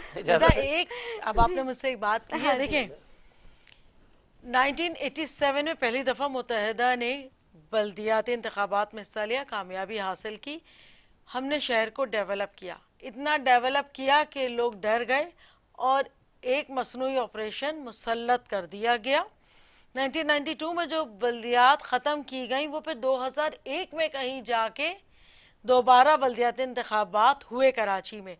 तो इन द मीन वाइल सारा इंफ्रास्ट्रक्चर तो तबाह ही होना था, ऐसा ही हुआ ना। फिर 2001 से 2010 तक रहा बल्दियाती निज़ाम, हिम्मतुल्लाह साहब ने भी हत्तल मकदूर बनाया, ठीक है ना। इसी तरह मुत्तहदा कौमी मूवमेंट के मेयर ने, चेयरमैन से, हाँ मुस्तफा कमाल साहब हमारे बिल्कुल जो है नाजिम थे, उन्हें सेनेटर भी एमक्यूएम ने बनाया। बिल्कुल इससे पहले तो जाहिर है वो टेलीफोन ऑपरेटर ही थे। बिल्कुल कोई इसमें शक थोड़ी है। तो फिर काम हुआ। लेकिन फिर आप ये देखें कि 2010 में जब बल्दियात खत्म हुए, फिर गैप आया, फिर कहीं जाके 2016 में बल्दियात का वजूद कायम किया गया। एक इंतहाई लूली लंगड़ी बल्दियाती हुकूमत कायम की गई, जिसका मेरे ख्याल है वजह यही थी बनाने की कि एक ऐसी हुकूमत बना दो कि डिलीवर ना कर सके, मायूस हो जाए पब्लिक इनसे, और जो है किसी और को वोट। 2013 में बल्दियाती निजाम में तरमीम की गई, उस वक्त गवर्नर इनका था इशरतुल इबाद साहब। उस तरमीम नहीं, अच्छा, जो डिप्टी कन्वीनर फारूक सत्तार साहब है, आपको मैं रिकॉर्ड दिखाऊंगा कि फारूक सत्तार बात मौजूद नहीं थे। आगा सिराज दुर्रानी ने बाहैसियत एक्टिंग गवर्नर उस ऑर्डिनेंस को साइन किया। आप सुन ले, इस बात से मेरे पार्टी के दोस्त भी अभी एग्री करके उठे। मेरी बहन, मैं आपको प्रूफ दूंगा, वो तो करेंगे। मैं आपको बताऊंगा, आगा सिराज दुर्रानी साहब ने इशरतुल इबाद साहब गवर्नर थे, डिप्टी गवर्नर, सुने डिप्टी कन्वीनर अमेंडमेंट की, सुन ले बहन, डिप्टी कन्वीनर फारूक सत्तार साहब थे। वो तस्वीर भी मैं दिखा दूंगा आपको। डिप्टी कन्वीनर तो अनीस अहमद कायम साहब भी थे। फारूक सत्तार की मैं बात कर रहा हूँ, वो भी थे ना, कायम अली शाह बैठे हुए, गवर्नर बैठे हुए और फारूक सत्तार बैठे हुए हैं। और उस वक्त तरमीम पेश किया गया था, आप रिकॉर्ड उठा ले। अगर बाद में तरमीम हुई, सुन ले, और उस तरमीम को रजामंदी किसकी थी? नहीं, रजामंदी किसकी थी? इनकी थी ना। तो आपने तो अपने हाथों से बल्दियाती निजाम को दे दिया पीपल्स पार्टी को। तो अगर अब पीपल्स पार्टी के लिए अब हम अगर कहते तो फजूल है। किसने?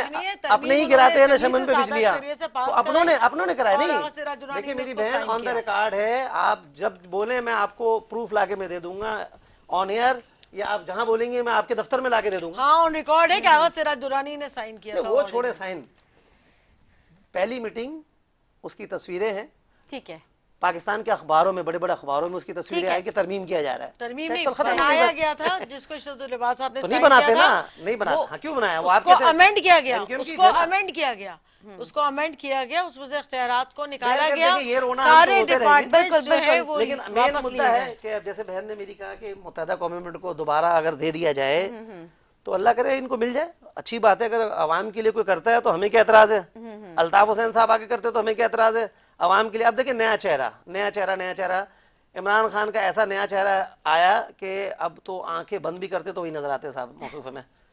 सही। और आप सबको, बच्चे भी अब सो के उठते हैं ना तो वो परेशान हो जाते हैं कि घबराना नहीं है, ठीक है। अच्छा जी, अब ठीक नए है, चेहरे सही में है। आप किसको लाएंगी? नहीं, बात नए चेहरे की नहीं है, हाँ। बात नए चेहरे की नहीं है, हाँ। बात किरदार की है। देखें, बल्दियाती निजाम में मुस्तफा कमाल साहब नाजिम रहे, ठीक है, MQM में थे वो, लेकिन काम किया। कराची में पहली और आखिरी दफा मुस्तफा कमाल साहब और नेमतुल्लाह खान साहब के दौर में काम हुआ, ये सब जानते क्यों हैं। 87 से ठीक 92 है, नहीं हुआ था? सुन ले। अब बात है कि बल्दियाती इख्तियारात, तो भाई आपके मेयर जो थे उनके पास लैंड क्रूजर में गार्ड लेके घूमने का इख्तियार था, छोड़ के चले जाते। उनकी यूसी के, अगर जैसे ये कह रही है बाजी हमारी कि नाजमीन कौंसलर उनकी बात नहीं मानते थे, तो भाई अगर मैं अगर किसी इदारे में हूँ, अगर मेरे नीचे वाले मेरी बात नहीं मानेंगे तो मेरा कोई हक नहीं कि मैं भाई सोफे में बैठूं। इख्तियार की बात है, छोड़ देना चाहिए, किरदार की बात है, इख्तियार की बात नहीं है। सवाल बात किरदार करने की के है। इख्तियार की बात है। नहीं बहन, बात अख्तियार की नहीं, किरदार की है। अब नया आदमी वही आ सकता है, भले नया हो चाहे पुराना हो, भले कोई भी नहीं बड़ी, किरदार वाला 2016 इंसान आएगा, के ईमानदार आदमी SLGA के आएगा। तहत आपके सरबरा भी कुछ नहीं कर सकेंगे। आप आजमा लें, चले ठीक है जी। लेकिन सर अभी सारी इन बातों को ना उनके अवाम पीछे भी पूरी टीम अवाम की इन सारी तैनाती बातों थे का वो। ना अवाम को कोई असर कोई होना असर भी नहीं नहीं है होना कि है, अंदर पार्टी के मामलात क्या थे जी, क्या जी, नहीं थे। हाँ, हाँ। उनका मसला है बढ़ती हुई महंगाई, जी जी, मेन बुनियादी सहूलियात, बिल्कुल बिल्कुल।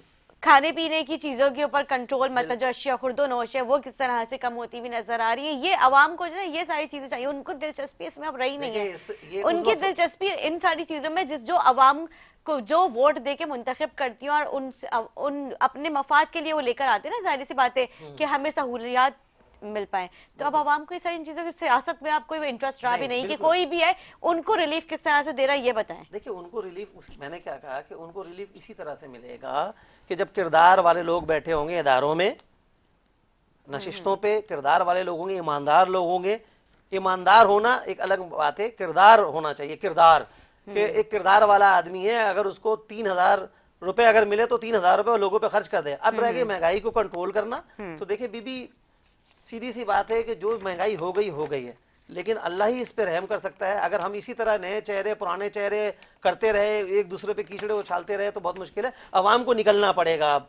हाँ। अब आवाम को निकल, अब आप देखिए पेट्रोल की कीमत कहाँ से कहाँ पहुंच गई है ना। लेकिन सियासी तंजीमों ने सिर्फ एहतजाज किया, सियासी कारकुनों ने एहतजाज किया, लेकिन आम आदमी वो ये सोचता है कि रात को इमरान खान को टीवी पे देख के गाली देगा और सो जाएगा, सुबह जब उठेगा तो इमरान खान दुनिया में नहीं होंगे। नहीं, ऐसा नहीं है।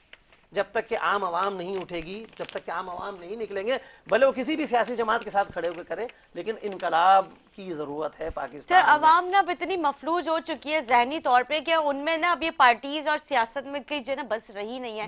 उनको महंगाई और बाकी चीजें देख देख के ना वो बहुत ज्यादा जहनी तौर पे जो है मफलूज हो चुके हैं। अब उनमें नहीं रह रहा है कि ये सारी चीजें बर्दाश्त करें, क्योंकि जिनकी पूरी पूरी फैमिली है वो अपनी फैमिली को छोड़ के सियासत का हिस्सा बन जाए, तो उनमें तो इतने मेंटली वो डिस्टर्ब हो चुके हैं कि वो अपने हक के लिए अब लड़ना शुरू कर दिया। वोट किस लिए देते हैं, टैक्सेस किस लिए पे कर रहे हैं, हर चीज इसीलिए तो कर रहे हैं कि उन्हें बुनियादी सहूलियात मिले। मैं ये नहीं कह रहा हूँ आवाम सियासत में आ जाए, मैं ये कह रहा हूँ कि सपोज दैट अब नहीं, मतलब आपकी कहनी गई कि आवाम अब सड़कों पे निकल जाए। इन शॉर्ट में जो बताना चाह रही हूँ, बिल्कुल अगर 1 घंटे के लिए भी सारे लोग खड़े हो गए, चलते फिरते खड़े हो गए रोडों पे कि भाई हम पेट्रोल की ये प्राइस हम नहीं देंगे, शायद कुछ तो असर पड़ेगा। अल्लाह ताला कोई तो किसी को तो जरिया बना देगा, अल्लाह ताला कहीं से किसी को रहम दे देगा। देखिए, हम भी अवाम है। अगर आप एंकर पर्सन हैं, ये सियासी हैं, मैं सियासी हूं, तो क्या हम अवाम नहीं, इंसान नहीं है क्या? बिल्कुल है, जाहिर है आपकी बात बिल्कुल अपनी जगह ठीक है। लेकिन किरण साहिबा, आपसे मैं ये सवाल करना चाहूंगी, जिस तरह से उन्होंने कहा कि चलते फिरते आवाम जो है वो एक घंटे के लिए बेशक खड़ी हो जाए कि हम इन प्राइसेस को नहीं एक्सेप्ट कर रहे, ये तो बहुत ज्यादा है जो बता रहे नाजायज, जाहिर सी बात है, ये नहीं कर सकते अफोर्ड। तो क्या आपको लगता है कि हमारे पेट्रोलियम डीलर्स जो एसोसिएशन है वो इस चीज को एक्सेप्ट करेंगे? आवाम के प्रोटेस्ट से उनको कोई फायदा हो सकता है? पेट्रोलियम डीलर्स एसोसिएशन ने तो अपनी बात मनवा ली एक दिन की हड़ताल से। ना उन्होंने अवाम के बारे में सोचा, ना ज़ाहिर है अवाम उनके बारे में सोचेगी। अवाम तो सिर्फ ये फिक्र कर रही है कि ऐसा तो नहीं 2-3 दिन बाद पेट्रोल पे कुछ मजीद इतनी प्राइस बढ़ जाए कि उनकी ज़िंदगी में थोड़ी सी मुश्किलात में मजीद इजाफा आपको हो जाए। पता है किरण साहिबा, जब मुझे पता चला कि पेट्रोल जो है पंप्स बंद होने वाले, मैं तकरीबन 6:15 बजे से जो लाइन में लगी हूँ पेट्रोल लेने के लिए, मेरी गाड़ी का कभी एसी ऑन एंड ऑफ यही बस कर करके, मतलब कभी शीशे नीचे ऊपर, मुसलसल हम लोग गाड़ी में बैठे, हमें 2 से ढाई घंटे लगे सिर्फ पेट्रोल लेने के, जो मेरे घर से सिर्फ 2 मिनट का रास्ता हुआ करता था, और मुझे 2.5 घंटे पेट्रोल की लाइन में लग के पब्लिक को पेट्रोल, इन्हीं वो मसाइल में पेट्रोल उलझा जैसी दिया नेमत उस दिन मेरे लिए ना, मैं बता नहीं सकती कितनी खुशी मुझे उस दिन हासिल हुई थी कि मुझे पेट्रोल मिल चुका है, मैंने अपनी गाड़ी का टैंक फुल करवा दिया है। तो वो एक वो अलग सी खुशी थी। लेकिन जो एक वो 2.5 घंटे का, मतलब बताने का मकसद ये कि वो 2.5 घंटे का जो मेंटली टॉर्चर था ना, वो बहुत ज्यादा एक अजीब सा था कि मतलब आपको बुरा हाल था। तो ये जब इस तरह की स्ट्राइक्स कर दी जाती है, एक तो आप वैसे इतने डिस्टर्ब है। और मैं एक बात कहूँगा, जब ये हुकूमत देखें, आज लोग मजबूर हैं कि जरदारी की हुकूमत को याद कर रहे हैं, नवाज शरीफ की हुकूमत, कोई डाकू था, कोई लुटेरा था, सब था, ठीक है। आज लोग मजबूर हो गए हैं कि वो याद कर रहे हैं, यार मिसालें देते हैं, यार इससे बेहतर तो जरदारी की हुकूमत थी, इससे बेहतर तो नवाज शरीफ की हुकूमत थी। तो फिर ठीक है, इस हुकूमत को खत्म करें ना भाई, क्यों लोग साथ बैठे हुए हैं, सब अपनी अपनी ईंटें हटा लें। किसके लिए? आवाम के लिए। आवाम के लिए अपनी अपनी ईंटें हटा लें, फिर अल्लाह ने के बाने शायद कोई नया चेहरा आ जाए, शायद आप ही लोग आ जाओ, बिल्कुल ठीक हम है। आ जाए, कोई भी आ अच्छा जाए। किरण साहब, अभी आपने मतलब ब्रेक से पहले आप बात कर रही थी कि खालिद मकबूल सिद्दीकी साहब ने कहा कि अब तो घबराना हमने भी शुरू कर दिया है। तो क्या आवाम आवाम, अच्छा आवाम ने कैसे घबराना घबराना है? शुरू कर दिया है? बीइंग अ मीडियोकर, जाहिर है हम भी ये सब फेस कर ही रहे हैं। हमारा ताल्लुक भी मुतवस्सित तबके से, हमें पता है कि एक घर का किचन रन करना इस वक्त कितना मुश्किल हो चुका है। ऐसा नहीं है कि हमें बिल्कुल। अंदाजा नहीं है या हम वाकिफ नहीं है या हम खुद भी गुजर नहीं रहे हैं उस दौर से।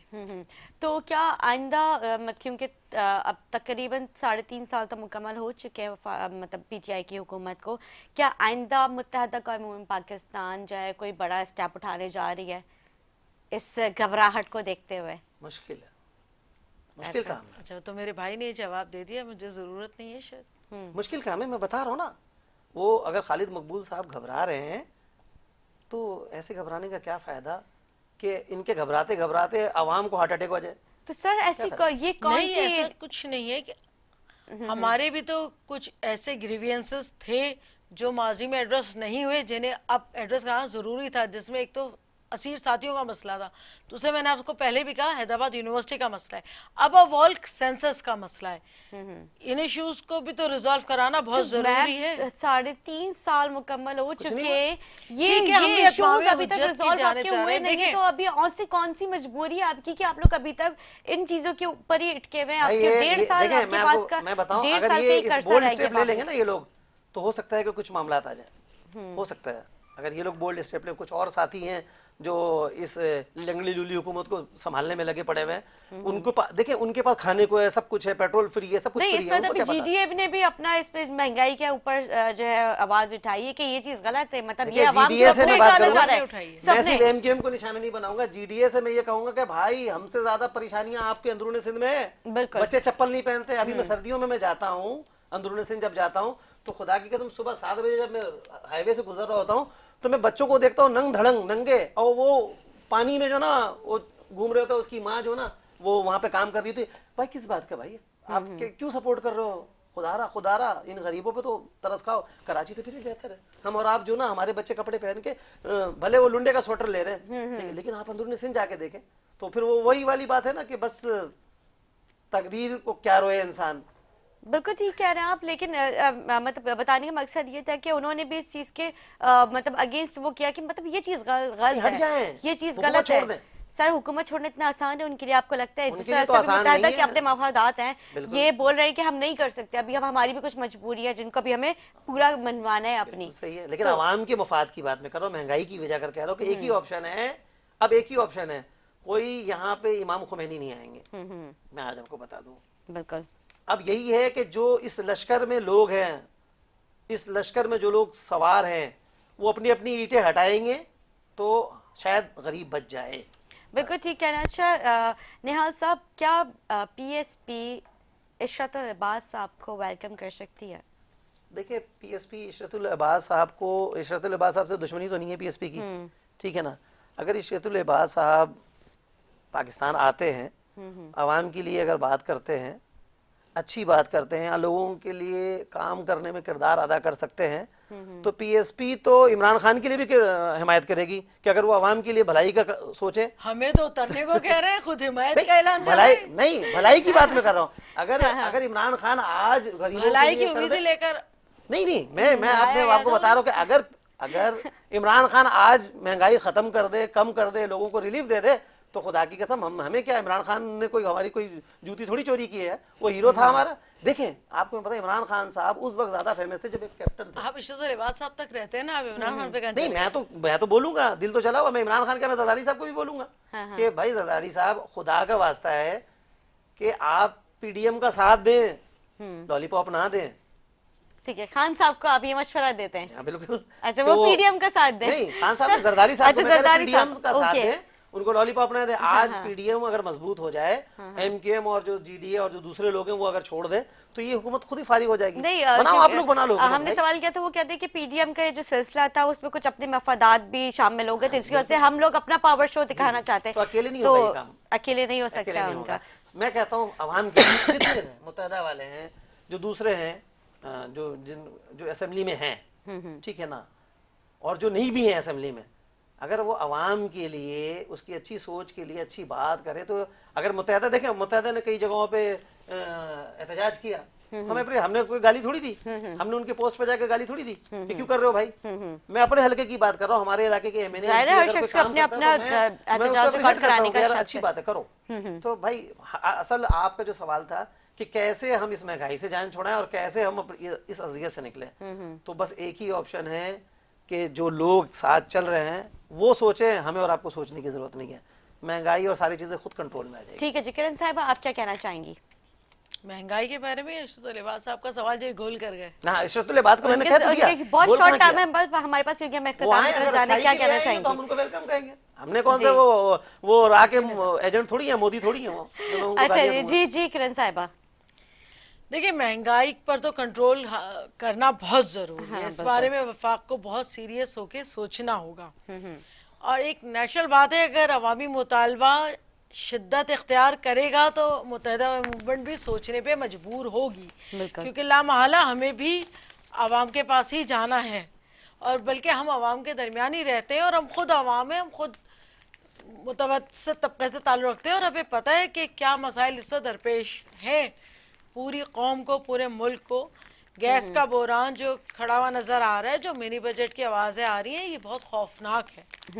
और अगर खुदा न खासा इसी तरह जीना मुश्किल होता रहा तो हमें कुछ ना कुछ सोचना पड़ेगा। ठीक है जी, इशरतुल अब्बास का भी जल्दी जल्दी से बता दें ताकि फिर हम इख्तिताम की तरफ डॉक्टर जाएं। इशरतुल अब्बास एमकेएम का हिस्सा थे और हैं। ठीक है जी, ठीक है जी। उम्मीद करती हूँ मेरे नाज़रीन को आज का हमारा प्रोग्राम अच्छा लगा। इसी के साथ अपनी मेज़बान, मेरे आने वाले मेहमानों को इजाज़त दें। दुआ में याद रखें। अल्लाह हाफ़िज़।